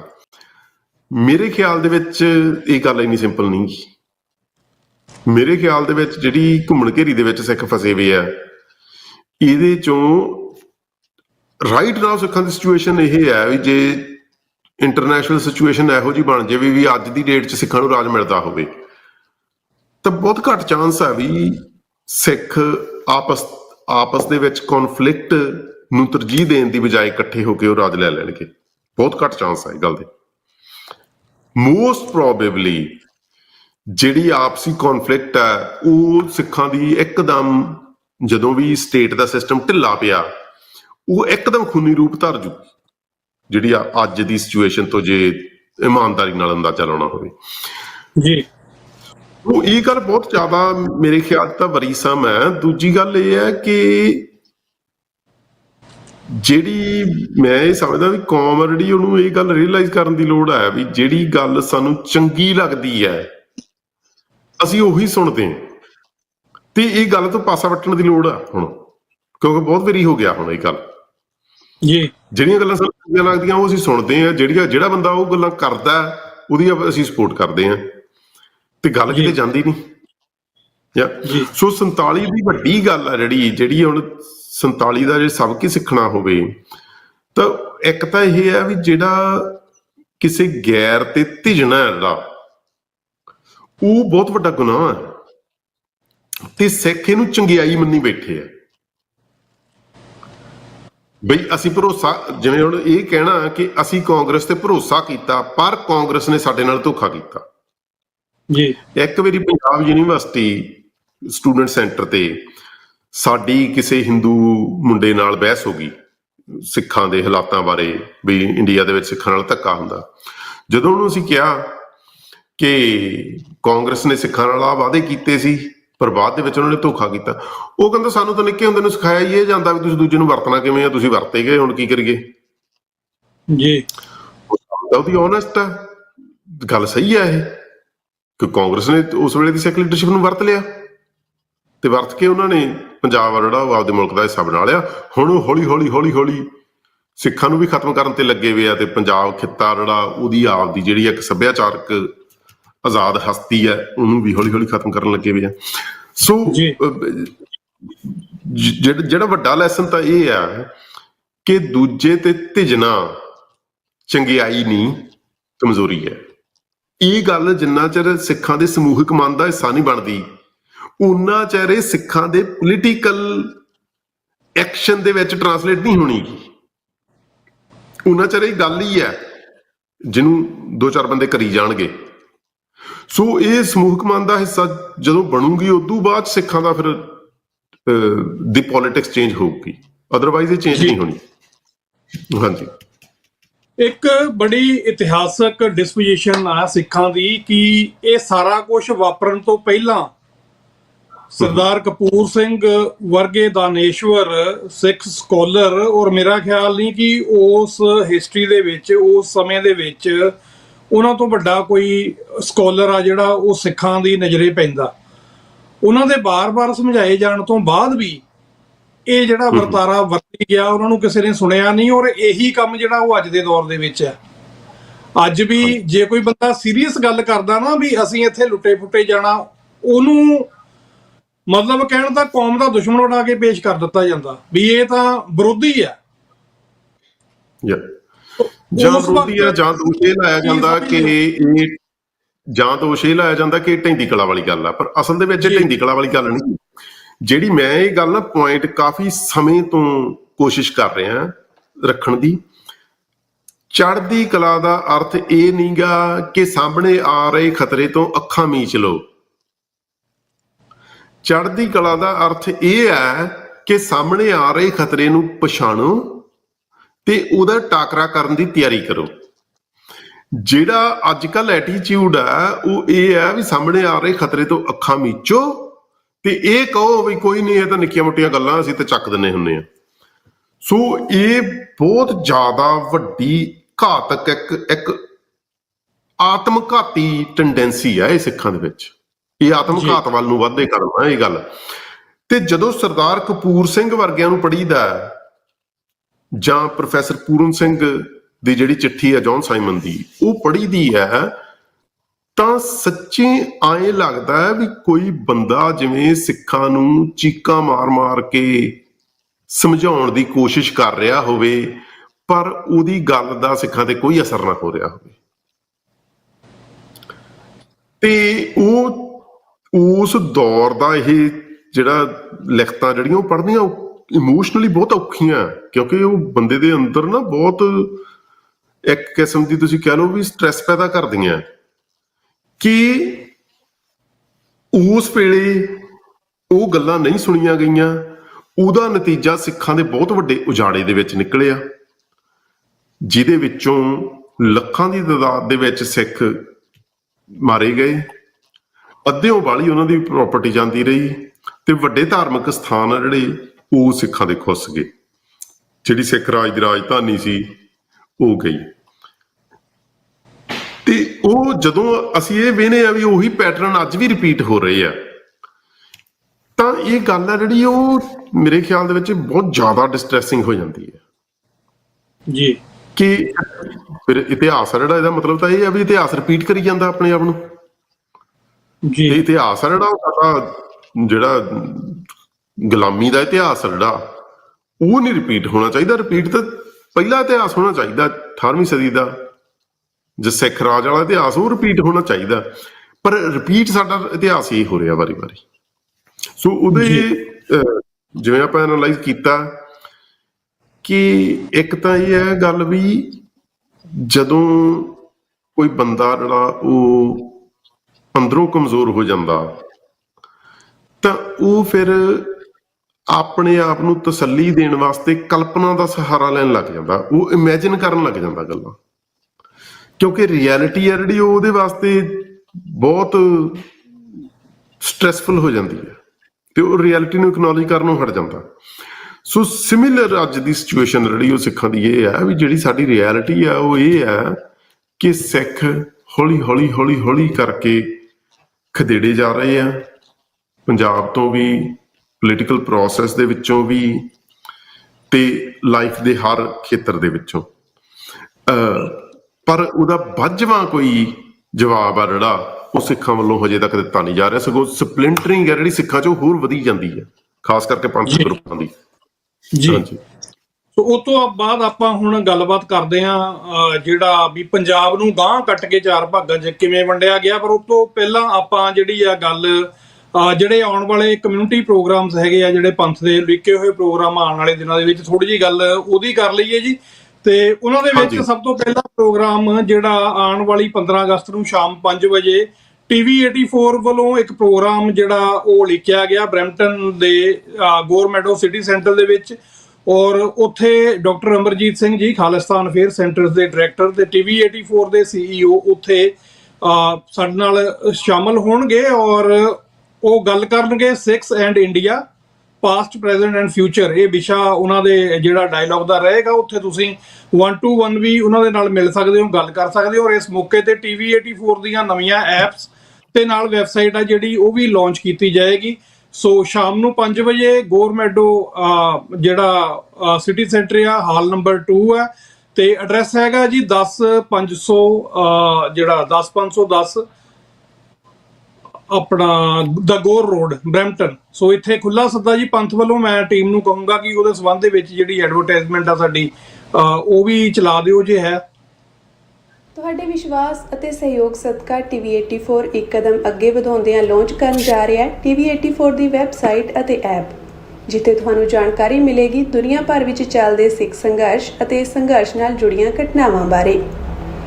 ਇਹ ਐਪ ਅਤੇ ਵੈਬਸਾਈਟ 15 ਅਗਸਤ ਦਿਨ ਸ਼ੁੱਕਰਵਾਰ ਸ਼ਾਮ 5 ਵਜੇ ਗੋਰ ਮਿਡੋਜ਼ ਕਮਿਊਨਿਟੀ ਸੈਂਟਰ ਬਰੈਂਪਟਨ ਵਿਖੇ ਲਾਂਚ ਕੀਤੇ ਜਾਣਗੇ, ਜਿੱਥੇ ਖਾਲਿਸਤਾਨ ਅਫੇਅਰ ਸੈਂਟਰ ਦੇ ਸੰਚਾਲਕ ਡਾਕਟਰ ਅਮਰਜੀਤ ਸਿੰਘ ਵਿਸ਼ੇਸ਼ ਤੌਰ ਤੇ ਸਿੱਖ ਰਾਜ ਖਾਲਿਸਤਾਨ ਸੰਘਰਸ਼ ਦੇ ਮੌਜੂਦਾ ਹਾਲਾਤਾਂ ਸਮੇਤ ਬੀਤੇ ਵਰ੍ਹਿਆਂ ਤੋਂ ਸੇਧ ਲੈਂਦਿਆਂ ਭਵਿੱਖ ਦੇ ਸੰਘਰਸ਼ ਦੀ ਰਣਨੀਤੀ ਬਾਰੇ ਅਤੇ ਹਿੰਦੂ ਹਕੂਮਤ ਦੀਆਂ ਸਾਜ਼ਿਸ਼ਾਂ ਬਾਰੇ ਗੱਲਬਾਤ ਕਰਨਗੇ। ਭਾਰਤ ਵੱਲੋਂ ਅਣਗਿਣਤ ਪਾਬੰਦੀਆਂ ਦੇ ਬਾਵਜੂਦ TV 84 ਤੁਹਾਡੇ ਤੱਕ ਸਿੱਖ ਸੰਘਰਸ਼ ਅਤੇ ਸਿੱਖ ਰਾਜਨੀਤੀ ਨਾਲ ਜੁੜੀਆਂ ਖਬਰਾਂ ਪਹੁੰਚਾਉਣ ਲਈ ਵਚਨਬੱਧ ਹੈ। ਅਸੀਂ ਆਸ ਕਰਦੇ ਹਾਂ ਕਿ ਤੁਸੀਂ ਅੱਗੇ ਵੀ ਸਾਡਾ ਸਹਿਯੋਗ ਕਰੋਗੇ। ਵਧੇਰੇ ਜਾਣਕਾਰੀ ਲਈ ਤੁਸੀਂ ਸਾਡੀ ਵੈਬਸਾਈਟ www.tv84.com ਤੇ ਜਾ ਸਕਦੇ ਹੋ ਜਾਂ ਸਕਰੀਨ ਤੇ ਦਿੱਤੇ ਨੰਬਰਾਂ ਤੇ ਸੰਪਰਕ ਕਰ ਸਕਦੇ ਹੋ ਜੀ। ਸੋ ਇਸ ਤੋਂ ਇਲਾਵਾ 15 ਅਗਸਤ ਵਾਲੇ ਦਿਨ ਹੀ ਜਿਹੜਾ ਇੰਡੀਅਨ ਹਾਈ ਕਮਿਸ਼ਨ ਓਟਵਾ ਦੇ ਸਾਹਮਣੇ ਇੱਕ ਜ਼ੋਰਦਾਰ ਜਿਹੜੀ ਆ ਉਹ ਰੈਲੀ ਹੋਣ ਜਾ ਰਹੀ ਹੈ, ਜਿਹੜੀ ਹਰ ਸਾਲ ਉਲੀਕੀ ਜਾਂਦੀ ਹੈ ਕੈਨੇਡਾ ਦੇ ਸਿੱਖਾਂ ਵੱਲੋਂ। ਔਰ ਇਸ ਵਾਰ ਵੀ ਇਹ ਰੈਲੀ ਹੈ ਜਿਹੜੀ 15 ਅਗਸਤ ਦੇ ਦਿਨ ਹੀ ਜਿਹੜੀ ਆ ਉਹ ਇੰਡੀਅਨ ਹਾਈ ਕਮਿਸ਼ਨ ਜਿਹੜਾ 10 ਸਪਰਿੰਗ ਫੀਲਡ ਰੋਡ ਆ ਓਟਵਾ, ਤੇ ਬੜੇ ਈਜ਼ੀਲੀ ਤੁਸੀਂ ਇਹਨੂੰ ਸਰਚ ਕਰ ਸਕਦੇ ਹੋ ਇੰਡੀਅਨ ਹਾਈ ਕਮਿਸ਼ਨ ਓਟਵਾ। ਤੇ ਉੱਥੇ ਵੀ ਜ਼ਬਰਦਸਤ ਜਿਹੜੀ ਆ 15 ਅਗਸਤ ਤੇ ਬਲੈਕ ਡੇ ਰੈਲੀ ਜਿਹੜੀ ਆ ਹੋਣ ਜਾ ਰਹੀ ਆ। ਔਰ ਉਸ ਰੈਲੀ ਦੇ ਵਿੱਚ ਜੇ ਤੁਸੀਂ ਮੌਂਟਰੀਅਲ ਤੋਂ ਤੁਰਨਾ ਤੇ ਆਪਣੇ ਲਾਗਲੇ ਗੁਰੂ ਘਰਾਂ ਦੇ ਵਿੱਚ ਤੁਸੀਂ ਜਿਹੜੀ ਆ ਉਹ ਇਨਫੋਰਮੇਸ਼ਨ ਬੱਸਿਸ ਦੀ ਜਿਹੜੀਆਂ ਇੱਥੋਂ ਜਾਣੀਆਂ, ਉੱਥੇ ਆਪਣਾ ਨਾਮ ਲਿਖਾ ਸਕਦੇ ਹੋ, ਆਪਣੀ ਇਨਫੋਰਮੇਸ਼ਨ ਆ ਜਿਹੜੀ ਉਹ ਲੈ ਸਕਦੇ ਹੋ। ਪਹਿਲਾਂ ਆਪਣੀਆਂ ਸੀਟਾਂ ਬੁੱਕ ਕਰਾ ਲਿਓ, ਕਿਉਂਕਿ ਕਈ ਵਾਰੀ ਫਿਰ ਜਿਹੜਾ ਉਹ ਸੀਟ ਐਨ ਮੌਕੇ ਤੇ ਤੁਹਾਨੂੰ ਨਹੀਂ ਮਿਲਦੀ। ਪਹਿਲਾਂ ਬੁਕਿੰਗ ਕਰਾਈ ਹੋਏਗੀ ਤਾਂ ਵਧੀਆ। ਸੋ ਆਪਣੇ ਲਾਗਲੇ ਜਿਹੜਾ ਗੁਰਦੁਆਰਾ ਗੁਰੂ ਨਾਨਕ ਦਰਬਾਰ ਰਸਾਲ, ਪਾਰਕ ਐਕਸ ਤੇ ਹਡਸਨ ਦੀ ਪ੍ਰਬੰਧਕ ਕਮੇਟੀ ਨੂੰ ਤੁਸੀਂ ਜਿਹੜਾ ਇਹਦੇ ਬਾਰੇ ਸੰਪਰਕ ਕਰ ਸਕਦੇ ਹੋ। ਭਾਈ ਚਰਨਜੀਤ ਸਿੰਘ ਸੁੱਜੋ ਹੋਣਾ ਨੂੰ ਤੁਸੀਂ ਸੰਪਰਕ ਕਰ ਸਕਦੇ ਹੋ ਤੇ ਉੱਥੇ ਤੁਸੀਂ ਆਪਣੀ ਰਿਜ਼ਰਵੇਸ਼ਨ ਕਰਾ ਸਕਦੇ ਹੋ। ਔਰ ਓਟਵਾ ਦੀ ਜਿਹੜੀ ਸੰਗਤ ਆ ਉਹ ਆਪਣੀਆਂ ਕਾਰਾਂ ਦੇ ਵਿੱਚ ਪਹੁੰਚੇ। ਅਸੀਂ ਬੇਨਤੀ ਕਰਦੇ ਹਾਂ ਹਮੇਸ਼ਾ ਦੀ ਤਰ੍ਹਾਂ, ਉਹ ਪਹਿਲਾਂ ਵੀ ਪਹੁੰਚਦੇ ਨੇ, ਹੋਸਟ ਕਰਦੇ ਨੇ ਈਵੈਂਟ ਨੂੰ। ਤੋਂ ਓਟਵਾ ਦੀ ਸੰਗਤ ਨੂੰ ਔਰ ਹੋਰ ਆਸ-ਪਾਸ ਜਿਹੜੀਆਂ ਕਮਿਊਨਿਟੀਜ਼ ਪੈਂਦੀਆਂ ਨੇ ਉੱਥੇ ਦੀ ਸੰਗਤ ਨੂੰ ਅਸੀਂ ਅਪੀਲ ਕਰਦੇ ਹਾਂ ਕਿ ਇਸ ਕਾਲੇ ਦਿਨ ਨੂੰ ਯਾਦ ਕਰਨ ਦੇ ਲਈ ਆਪਾਂ ਜਿਹੜੀ ਇੱਕ ਰੈਲੀ ਕਰ ਰਹੇ ਹਾਂ। ਤੇ ਕਈ ਪੋਸਟਰਾਂ ਤੇ ਪ੍ਰੋਟੈਸਟ ਲਿਖਿਆ ਜਾ ਰਿਹਾ। ਅਸੀਂ ਬੇਨਤੀ ਕਰਦੇ ਹਾਂ ਪੋਸਟਰ ਚੇਂਜ ਕੀਤੇ ਜਾਣ ਕਿ ਪ੍ਰੋਟੈਸਟ 78 ਸਾਲਾਂ ਦੇ ਜ਼ੁਲਮ ਤੋਂ ਬਾਅਦ ਅਸੀਂ ਪ੍ਰੋਟੈਸਟ ਨਹੀਂ ਕਰ ਸਕਦੇ ਹੁੰਦੇ, ਅਸੀਂ ਭੀਖ ਨਹੀਂ ਮੰਗ ਸਕਦੇ ਹੁੰਦੇ, ਅਸੀਂ ਰੈਲੀ ਕਰਨੀ ਆ। ਆਪਣਾ ਇੱਕ ਪੈਰਲਰ ਜਿਹੜਾ ਅਸੀਂ ਆਪਣਾ ਉੱਥੇ ਪ੍ਰੋਗਰਾਮ ਕਰਨਾ। ਸੋ ਉੱਥੇ ਜ਼ਰੂਰ ਪਹੁੰਚੋ ਜੀ। GTA ਦੇ ਵਿੱਚ ਵੀ ਜਿਹੜਾ ਉਹ ਪ੍ਰੋਗਰਾਮ ਹੋਰ ਵੀ 15 ਅਗਸਤ ਦੇ ਸੰਬੰਧ ਦੇ ਵਿੱਚ ਮੇਰਾ ਖਿਆਲ ਆ ਜਿਹੜਾ ਕੌਂਸਲੇਟ ਬਲੂਅਰ ਸਟਰੀਟ ਦੇ ਉੱਤੇ ਜਿਹੜਾ ਇੰਡੀਅਨ ਕੌਂਸਲੇਟ ਜਰਨਲ ਆ, ਉੱਥੇ ਵੀ ਇੱਕ ਜਿਹੜਾ ਮੇਰਾ ਖਿਆਲ ਆ 2 ਵਜੇ ਦਾ 1 ਵਜੇ ਦਾ ਉੱਥੇ ਦਾ ਟਾਈਮ ਹੈ 15 ਅਗਸਤ ਨੂੰ। ਤੇ ਉੱਥੇ ਵੀ ਤੁਸੀਂ ਪਹੁੰਚੋ। ਔਰ ਉਸ ਤੋਂ ਇਲਾਵਾ ਵਾਸ਼ਿੰਗਟਨ DC ਦੇ ਵਿੱਚ ਵੀ ਜਿਹੜਾ ਉਹ ਭਾਰਤੀ ਸਫਾਰਤਖਾਨੇ ਦੇ ਬਾਹਰ ਜ਼ੋਰਦਾਰ ਜਿਹੜਾ ਮੁਜ਼ਾਹਰਾ, ਜ਼ੋਰਦਾਰ ਜਿਹੜੀ ਰੈਲੀ ਆ ਉਹ ਹੋਣ ਜਾ ਰਹੀ ਆ। ਤੇ ਉੱਥੇ ਵੀ ਅਸੀਂ ਇਨਕਰੇਜ ਕਰਦੇ ਹਾਂ ਕਿ ਤੁਸੀਂ ਜ਼ਰੂਰ ਉੱਥੇ ਪਹੁੰਚੋ। ਤੇ ਉਸ ਤੋਂ ਬਾਅਦ 17 ਅਗਸਤ ਨੂੰ ਜਿਹੜੀਆਂ ਵੋਟਾਂ ਵੀ ਪੈਣੀਆਂ ਨੇ ਉਹਨਾਂ 'ਚ ਵੀ ਜਿਹੜਾ ਆਪਣਾ ਤੁਸੀਂ ਤੁਸੀਂ ਪੰਜਾਬ ਨੂੰ ਵੱਖਰਾ ਜਿਹੜਾ ਮੁਲਕ ਵੇਖਣਾ ਚਾਹੁੰਦੇ ਹੋ, ਹਾਂ ਜਾਂ ਨਾ, ਉਸ VOTING ਦਾ ਜਿਹੜਾ ਮੰਤਵ ਹੋਏਗਾ। ਇਹ ਨੈਸ਼ਨਲ ਮਾਲ ਉਸ ਜਗ੍ਹਾ ਦਾ ਨਾਂ ਹੈ। ਉਹ ਜਿਹੜੀ ਹੈ ਵਾਈਟ ਹਾਊਸ ਤੇ ਜਿਹੜੀ ਅਮਰੀਕਨ ਕਾਂਗਰਸ ਦੀ ਬਿਲਡਿੰਗ ਆ, ਜਿਹੜਾ ਜਿਹਨੂੰ ਪਾਰਲੀਮੈਂਟ ਹਾਊਸ ਤੁਸੀਂ ਸਖਾਲੇ ਸ਼ਬਦਾਂ 'ਚ ਕਹਿ ਸਕਦੇ ਆ, ਉਹਨਾਂ ਗਲਿਆਰਾਂ ਦੇ ਵਿੱਚ ਇਹ ਜਗ੍ਹਾ ਪਏਗੀ। ਸੋ ਉੱਥੇ ਵੀ ਅਸੀਂ ਤੁਹਾਨੂੰ ਇਹ ਬੇਨਤੀ ਕਰਦੇ ਹਾਂ ਕਿ ਤੁਸੀਂ ਆਪਣੇ ਵੋਟ ਦਾ ਹੱਕ ਆ ਜਿਹੜਾ ਕੌਮੀ ਪੱਧਰ ਦੇ ਉੱਤੇ, ਉਹਨੂੰ ਜ਼ਰੂਰ ਇਸਤੇਮਾਲ ਕਰੋ। ਸੋ ਭਾਈ ਪ੍ਰਭ ਸ਼ਰਨਵੀਰ ਸਿੰਘ ਜੀ, ਅਗਲੀ ਗੱਲ ਆਪਾਂ ਕਰਦੇ ਹਾਂ ਕਿ ਇੰਨੀਆਂ ਜਿਹੜੀਆਂ ਤਕਰੀਬਨ 60-65% ਖਿੱਤਾ ਆਪਣਾ ਸਾਰਾ ਵਿਰਸਾ, ਸਾਰੇ ਗੁਰਧਾਮ ਛੱਡਣ ਤੋਂ ਬਾਅਦ ਜਦੋਂ ਸਿੱਖ ਇੱਕ ਯਕੀਨ ਦੇ ਨਾਲ ਉਰਲੇ ਪਾਸੇ ਆਏ ਅਖੌਤੀ ਸੋ ਕਾਲਡ ਇੰਡੀਆ ਦੇ ਵਿੱਚ, ਜਿੱਥੇ ਇੱਕ ਵਾਰ ਫੇਰ ਗੁਲਾਮ ਹੋ ਗਏ, ਇਕੱਲੇ ਅਸੀਂ ਜਿਸਮਾਨੀ ਤੌਰ ਤੇ ਜਿਹੜਾ ਆਤਮਿਕ ਤੌਰ ਤੇ ਗੁਲਾਮ ਨਹੀਂ ਹੋਏ, ਬਲਕਿ ਜਿਹੜਾ ਸਾਡਾ ਬਚਦਾ ਪੰਜਾਬ ਦਾ ਜਿਹੜਾ ਖਿੱਤਾ ਖਾਲਸਾ ਰਾਜ ਦਾ, ਉਹਨੂੰ ਵੀ 4 ਭਾਗਾਂ ਦੇ ਵਿੱਚ ਵੈਸੇ ਵੰਡ ਦਿੱਤਾ ਗਿਆ। ਜੇ ਉਹਨੂੰ ਕਹਿਣਾ ਹੋਵੇ ਪੰਜਾਬ, ਹਿਮਾਚਲ, ਹਰਿਆਣਾ, ਚੰਡੀਗੜ੍ਹ, ਉਸ ਤੋਂ ਇਲਾਵਾ ਪੰਜਾਬੀ ਬੋਲਦੇ ਜਿਹੜੇ ਬਹੁਤ ਸਾਰੇ ਇਲਾਕੇ ਨੇ ਜਿਹੜੇ ਧੱਕੇ ਦੇ ਨਾਲ ਰਾਜਸਥਾਨ ਦੇ ਵਿੱਚ ਵੀ ਜਿਹੜੇ ਮਿਲਾਏ ਗਏ ਆ। ਸੋ ਇਸ ਵਰਤਾਰੇ ਨੂੰ ਤੁਸੀਂ ਕਿਵੇਂ ਵੇਖਦੇ ਹੋ? ਦੇਖੋ, ਜਿਹੜੀ ਇਹ ਵਰਤਾਰਾ 1947 ਦੇ ਵਿੱਚ ਜੋ ਕੁਝ ਹੋਇਆ, ਉਹਦਾ ਕੁਦਰਤੀ ਨਤੀਜਾ, ਜਦੋਂ ਬ੍ਰਾਹਮਣ ਦੇ ਹੱਥ ਸੱਤਾ ਆ ਗਈ ਤਾਂ ਉਹਨੇ ਬ੍ਰਾਹਮਣੀਕਲ ਆਈਡੀਓਲੋਜੀ ਨੂੰ ਚੈਲੰਜ ਦੇਣ ਵਾਲੀ ਹਰ ਧਿਰ ਨੂੰ ਖਤਮ ਕਰਨਾ ਹੀ ਕਰਨਾ, ਤੇ ਉਹਦਾ ਖਤਮ ਕਰਨ ਦਾ ਸਟਾਈਲ ਹੈ ਜਿਹੜਾ ਉਹ ਹੈਗਾ ਸਲੋ ਡੈਥ, ਕਿ ਬਹੁਤ ਹੌਲੀ ਹੌਲੀ ਹੌਲੀ ਹੌਲੀ ਟੋਟਿਆਂ ਦੇ ਵਿੱਚ ਮਾਰਨਾ, ਇੱਕਦਮ ਨਹੀਂ ਮਾਰਨ ਦੀ ਕੋਸ਼ਿਸ਼ ਕਰਨੀ। ਸੋ ਜਿਹੜਾ ਪੰਜਾਬ ਦੀ ਵੰਡ ਆ ਜਿਹੜੀ ਗਾਂ ਵਾਲੀ, ਉਹ ਵੀ ਇਸੇ ਸਟ੍ਰੈਟਜੀ ਦਾ ਇੱਕ ਹਿੱਸਾ, ਬ੍ਰਾਹਮਣੀਕਲ ਸਟ੍ਰੈਟਜੀ ਦਾ, ਕਿ ਹੌਲੀ ਹੌਲੀ ਪੰਜਾਬ ਆ ਜਿਹੜਾ ਉਹ ਖਤਮ ਹੋ ਜਾਵੇ। ਕੱਲ ਚੈਲੰਜ ਆ ਉਹ ਡੈਮੋਗ੍ਰਾਫਿਕ ਚੇਂਜ ਦਾ। ਜਿਹੜੀ ਡੈਮੋਗ੍ਰਾਫਿਕ ਚੇਂਜ ਆ ਪੰਜਾਬ ਦੇ ਵਿੱਚ ਬਹੁਤ ਤੇਜ਼ੀ ਨਾਲ ਕੀਤੀ ਜਾ ਰਹੀ ਹੈ। ਜਿਹੜੀ ਹਾਲ ਦੇ ਵਿੱਚ ਲੈਂਡ ਪੂਲਿੰਗ ਪਾਲਿਸੀ ਲਿਆਂਦੀ ਸੀ, ਉਹਦੇ ਪਿੱਛੇ ਵੀ ਡੈਮੋਗ੍ਰਾਫਿਕ ਚੇਂਜ ਹੀ ਸੀ ਜੀ। ਮਨਸ਼ਾ, ਜਿਵੇਂ ਹੁਣ ਦਿੱਲੀ ਦੇ ਵਿੱਚ ਲੈਂਡ ਪੂਲਿੰਗ ਕੀਤੀ ਸਰਕਾਰ ਨੇ, ਉੱਥੇ ਕੀ ਹੋਇਆ ਵੀ ਜਿਹੜੀ ਜ਼ਮੀਨ ਇਕੱਠੀ ਕੀਤੀ ਲੈਂਡ ਪੂਲਿੰਗ ਦੇ ਅਧੀਨ, ਉਹਦੇ ਤੇ ਬਾਅਦ ਚ ਨਜਾਇਜ਼ ਕਬਜ਼ੇ ਹੋ ਗਏ, ਝੁੱਗੀਆਂ ਬਣ ਗਈਆਂ, ਤੇ ਦੈਟਸ ਇਟ, ਜ਼ਮੀਨ ਗਈ। ਹੁਣ ਜਿਹੜੀ ਗੱਲ ਇੱਥੇ ਸਮਝ ਨਹੀਂ ਆ ਰਹੀ ਪੰਜਾਬ 'ਚ ਕਈ ਲੋਕਾਂ ਨੂੰ, ਉਹ ਗੱਲ ਇਹ ਸੀ ਬਈ ਲੈਂਡ ਪੂਲਿੰਗ ਕਰਕੇ ਸਰਕਾਰ ਨੇ ਜ਼ਮੀਨ ਲੈ ਲਈ, ਬਾਅਦ ਦੇ ਵਿੱਚ ਮਾੜੀ ਮੋਟੀ ਜ਼ਮੀਨ ਤੇ ਕੋਈ ਡਿਵੈਲਪਮੈਂਟ ਕਰਤੀ, ਬਾਕੀ ਜ਼ਮੀਨ ਤੇ ਲਿਆ ਕੇ ਪ੍ਰਵਾਸੀ ਵਸਾਤੇ, ਤੇ ਉਹਨਾਂ ਨੇ ਕੋਰਟ ਤੋਂ ਸਟੇ ਲੈ ਲਿਆ, ਤੇ ਗੱਲ ਖਤਮ, ਜ਼ਮੀਨ ਵੀ ਗਈ, ਪਲਾਟ ਵੀ ਗਏ, ਤੇ ਬਾਕੀ ਸਾਰਾ ਕੁਝ ਵੀ ਗਿਆ। ਸੋ ਜਿਹੜੀ ਇਸ ਕਿਸਮ ਦੀ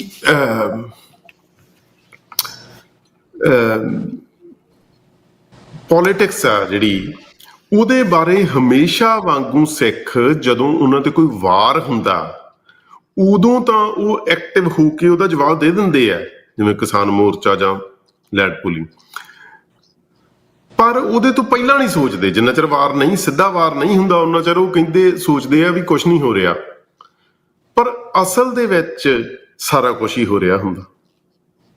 ਇੱਕ ਜਿਹੜੀ ਇਹੋ ਜਿਹਾ ਵੱਡਾ ਇੱਕ ਫੈਸਲਾ ਹੈ, ਉਹ ਤਾਂ ਇੱਕੋ ਝਟਕੇ ਨਾਲ ਕਾਫੀ ਕੰਮ ਨਿਬੇੜਨ ਦਾ ਯਤਨ ਹੁੰਦਾ, ਪਰ ਅਸਲ ਦੇ ਵਿੱਚ ਤਾਂ ਹੌਲੀ ਹੌਲੀ ਕੰਮ ਹੋ ਹੀ ਰਿਹਾ, ਤੇ ਉਹਦੇ ਖਿਲਾਫ ਆ ਜਿਹੜੀ ਉਹ ਫਿਰ ਲਾਮਬੰਦੀ ਹੁੰਦੀ ਨਹੀਂ ਗੀ ਪੰਜਾਬ 'ਚ। ਜਿੰਨਾ ਚਿਰ ਕੋਈ ਸਿੱਧਾ ਵੱਡਾ ਸਰਕਾਰ ਨਹੀਂ ਲੈਂਦੀ, ਉਹਨਾਂ ਚਿਰ ਲੋਕ ਲਾਮਬੰਦ ਨਹੀਂ ਹੁੰਦੇ। ਉਹ ਸਗੋਂ ਦੂਜਿਆਂ ਨੂੰ ਕਹਿੰਦੇ ਆ ਵੀ ਨਹੀਂ, ਤੁਹਾਨੂੰ ਐਵੇਂ ਲੱਗੀ ਜਾਂਦਾ, ਐਂ ਕਿਵੇਂ ਹੋ ਜਾਊਗਾ, ਤੇ ਬਾਅਦ ਦੇ ਵਿੱਚ ਜਦੋਂ ਸਰਕਾਰ ਉਵੇਂ ਕਰਨ ਦੀ ਕੋਸ਼ਿਸ਼ ਕਰਦੀ ਹੈ, ਉਦੋਂ ਐਕਟੀਵੇਟ ਹੋ ਜਾਂਦੇ ਆ। ਇਹ ਉਹਨਾਂ ਦੀ ਸਟਰੈਂਥ ਹੈ। ਪਰ ਜਿਹੜੀ ਪ੍ਰੋਬਲਮ ਹੈ ਵੀ ਪਹਿਲਾਂ ਨਹੀਂ ਐਕਟੀਵੇਟ ਹੁੰਦੇ। ਜਿਵੇਂ ਹੁਣ ਮੁਸਲਮਾਨਾਂ ਨੂੰ ਪਹਿਲਾਂ ਪਤਾ ਲੱਗ ਗਿਆ ਕਿ ਇੱਕ ਦਿਨ ਅੰਗਰੇਜ਼ਾਂ ਨੇ ਛੱਡ ਕੇ ਜਾਣਾ ਹੈ, ਜੇ ਅਸੀਂ ਹਿੰਦੂਆਂ ਦੇ ਅੰਡਰ ਆ ਗਏ ਸਾਡੀ ਹਾਲਤ ਮਾੜੀ ਹੋ ਜੂਗੀ, ਤੇ ਅਸੀਂ ਹਿੰਦੂਆਂ ਦੇ ਅੰਡਰ ਆਉਣਾ ਨਹੀਂ ਗਾ। ਉਸ ਵੇਲੇ ਤੱਕ ਹਿੰਦੂਆਂ ਨੇ ਮੁਸਲਮਾਨਾਂ ਨੂੰ ਕੁਝ ਨਹੀਂ ਸੀ ਕਿਹਾ, ਸਗੋਂ ਉਦੋਂ ਪਿਛਲਾ ਜਿਹੜਾ 800 ਸਾਲ ਦਾ ਇਤਿਹਾਸ ਆ, ਉਹ ਮੁਸਲਮਾਨਾਂ ਨੇ ਹਿੰਦੂਆਂ ਤੇ ਜ਼ੁਲਮ ਕੀਤਾ ਸੀ। ਪਰ ਉਹਦੇ ਬਾਵਜੂਦ ਵੀ ਮੁਸਲਮਾਨ ਸਾਈਕੀ ਇਹ ਅੰਡਰਸਟੈਂਡ ਕਰ ਗਈ ਕਿ ਜੇ ਅਸੀਂ ਹਿੰਦੂਆਂ ਦੇ ਥੱਲੇ ਆ ਗਏ ਤਾਂ ਸਾਡੇ ਨਾਲ ਬਹੁਤ ਮਾੜੀ ਹੋਊਗੀ। ਸਿੱਖ ਸਾਈਕੀ ਆ ਜਿਹੜੀ, ਉਹਨੇ ਇਹ ਅੰਡਰਸਟੈਂਡ ਨਹੀਂ ਕੀਤਾ ਜੀ। ਸੋ ਸਾਰੀ ਗੱਲ ਦੀ ਜੜ ਆ ਜਿਹੜੀ ਉਹ ਇਹ ਹੈ। ਹੁਣ ਜਿਹੜੀ ਗੱਲ ਆ, ਜਿਹੜੀ ਅੱਜ ਦੀ ਸਿਚੁਏਸ਼ਨ ਆ ਪੰਜਾਬ ਦੀ, ਉਹ ਹੈਗੀ ਆ ਕਿ ਸਿੱਖ ਕਿਸੇ ਵੀ ਕਿਸਮ ਦਾ ਜਿਹੜਾ ਉਹਨਾਂ ਦਾ ਸਪਰੈਸ਼ਨ ਹੈ, ਉਹਨੂੰ ਰਜਿਸਟ ਤਾਂ ਕਰੀ ਜਾਂਦੇ ਆ, ਤੇ ਕਰੀ ਵੀ ਜਾਣਗੇ ਆਉਣ ਵਾਲੇ ਲੰਮੇ ਸਮੇਂ ਤੱਕ। ਪਰ ਸਿੱਖਾਂ ਦਾ ਕੁਝ ਬਣਨਾ ਜਿਹੜਾ ਉਹ ਸਿੱਖਾਂ ਦੇ ਪੂਰੀ ਤਰ੍ਹਾਂ ਆਪਣੇ ਹੱਥ 'ਚ ਨਹੀਂ ਰਿਹਾ।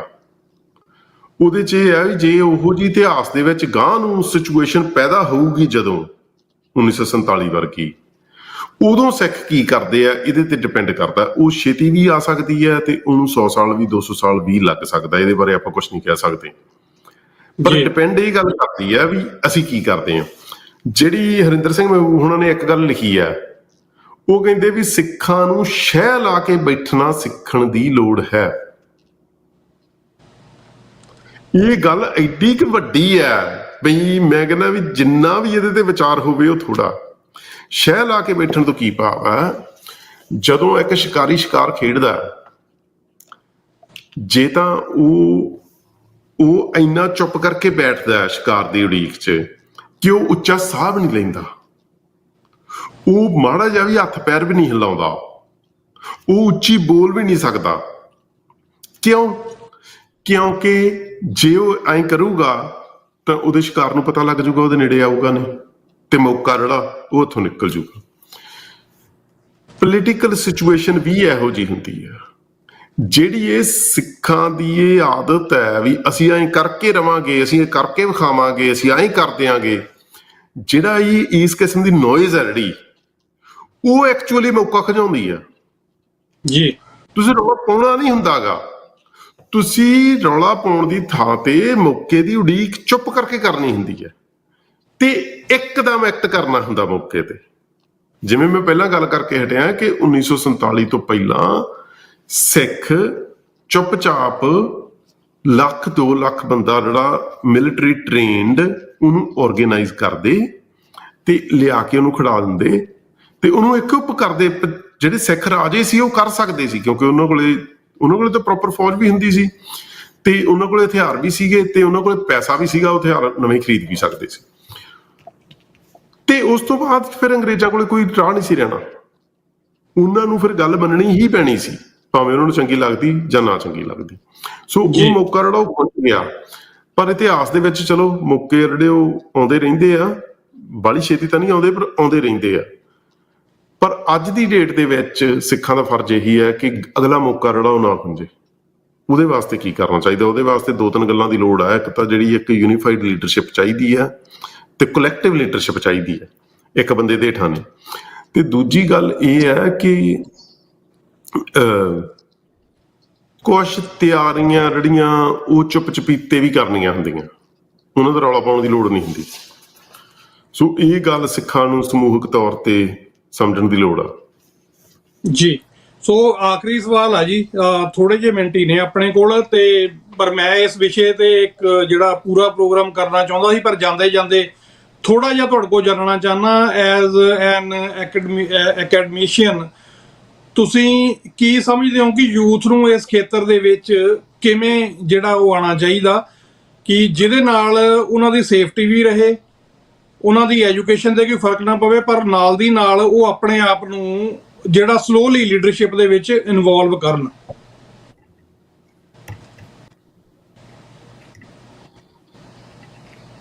ਹੈਲੋ ਜੀ। ਹਾਂਜੀ, ਦੇਖੋ ਫਰਾਂਸ ਦਾ ਬਹੁਤ ਵੱਡਾ ਨਾਵਲਕਾਰ ਹੋਇਆ ਵਿਕਟਰ ਹਿਊਗੋ ਜੀ। ਮੋਸਟ ਪ੍ਰੋਬੇਬਲੀ ਉਹ ਦੁਨੀਆ ਦਾ ਸਭ ਤੋਂ ਤਕੜਾ ਨਾਵਲਕਾਰ। ਉਹ ਬੰਦੇ ਨੇ ਇੱਕ ਗੱਲ ਲਿਖੀ ਹੈ,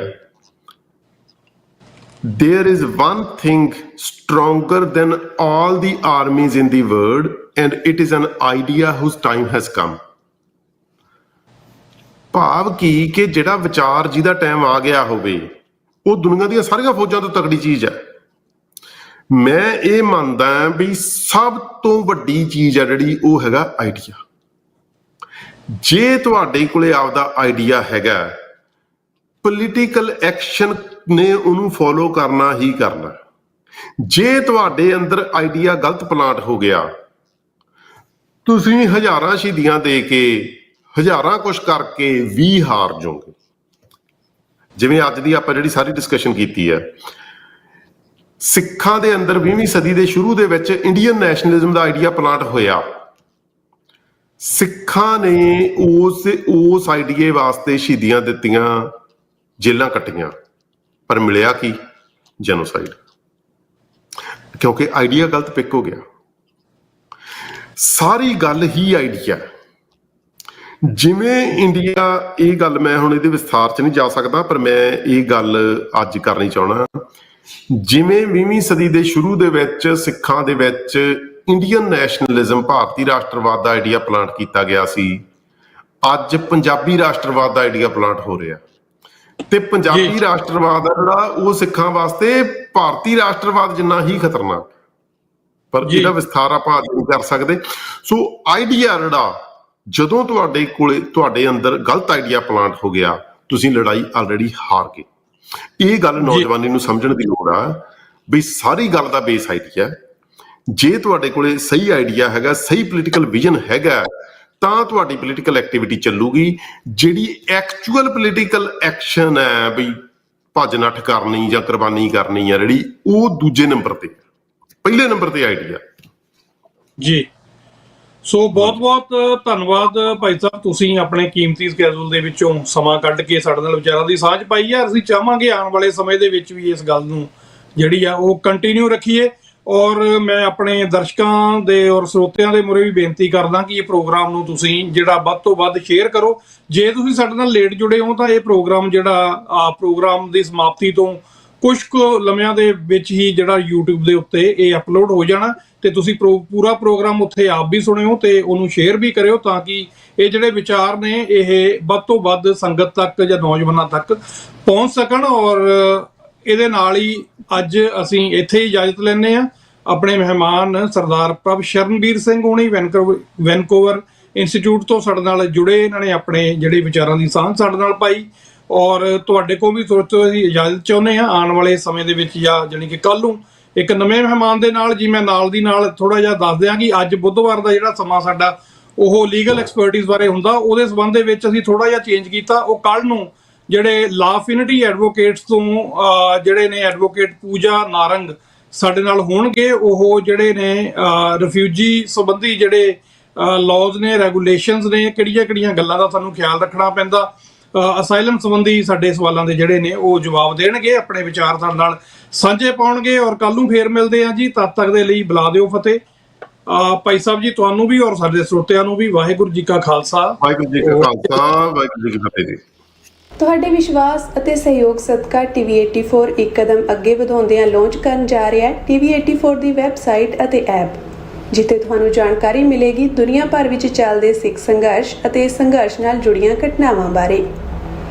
ਇਹ ਐਪ ਅਤੇ ਵੈਬਸਾਈਟ 15 ਅਗਸਤ ਦਿਨ ਸ਼ੁੱਕਰਵਾਰ ਸ਼ਾਮ 5 ਵਜੇ ਗੌਰ ਮੀਡੋਜ਼ ਕਮਿਊਨਿਟੀ ਸੈਂਟਰ ਬਰੈਂਪਟਨ ਵਿਖੇ ਲਾਂਚ ਕੀਤੇ ਜਾਣਗੇ, ਜਿੱਥੇ ਖਾਲਿਸਤਾਨ ਅਫੇਅਰ ਸੈਂਟਰ ਦੇ ਸੰਚਾਲਕ ਡਾਕਟਰ ਅਮਰਜੀਤ ਸਿੰਘ ਵਿਸ਼ੇਸ਼ ਤੌਰ ਤੇ ਸਿੱਖ ਰਾਜ ਖਾਲਿਸਤਾਨ ਸੰਘਰਸ਼ ਦੇ ਮੌਜੂਦਾ ਹਾਲਾਤਾਂ ਸਮੇਤ ਬੀਤੇ ਵਰ੍ਹਿਆਂ ਤੋਂ ਸੇਧ ਲੈਂਦਿਆਂ ਭਵਿੱਖ ਦੇ ਸੰਘਰਸ਼ ਦੀ ਰਣਨੀਤੀ ਬਾਰੇ ਅਤੇ ਹਿੰਦੂ ਹਕੂਮਤ ਦੀਆਂ ਸਾਜ਼ਿਸ਼ਾਂ ਬਾਰੇ ਗੱਲਬਾਤ ਕਰਨਗੇ।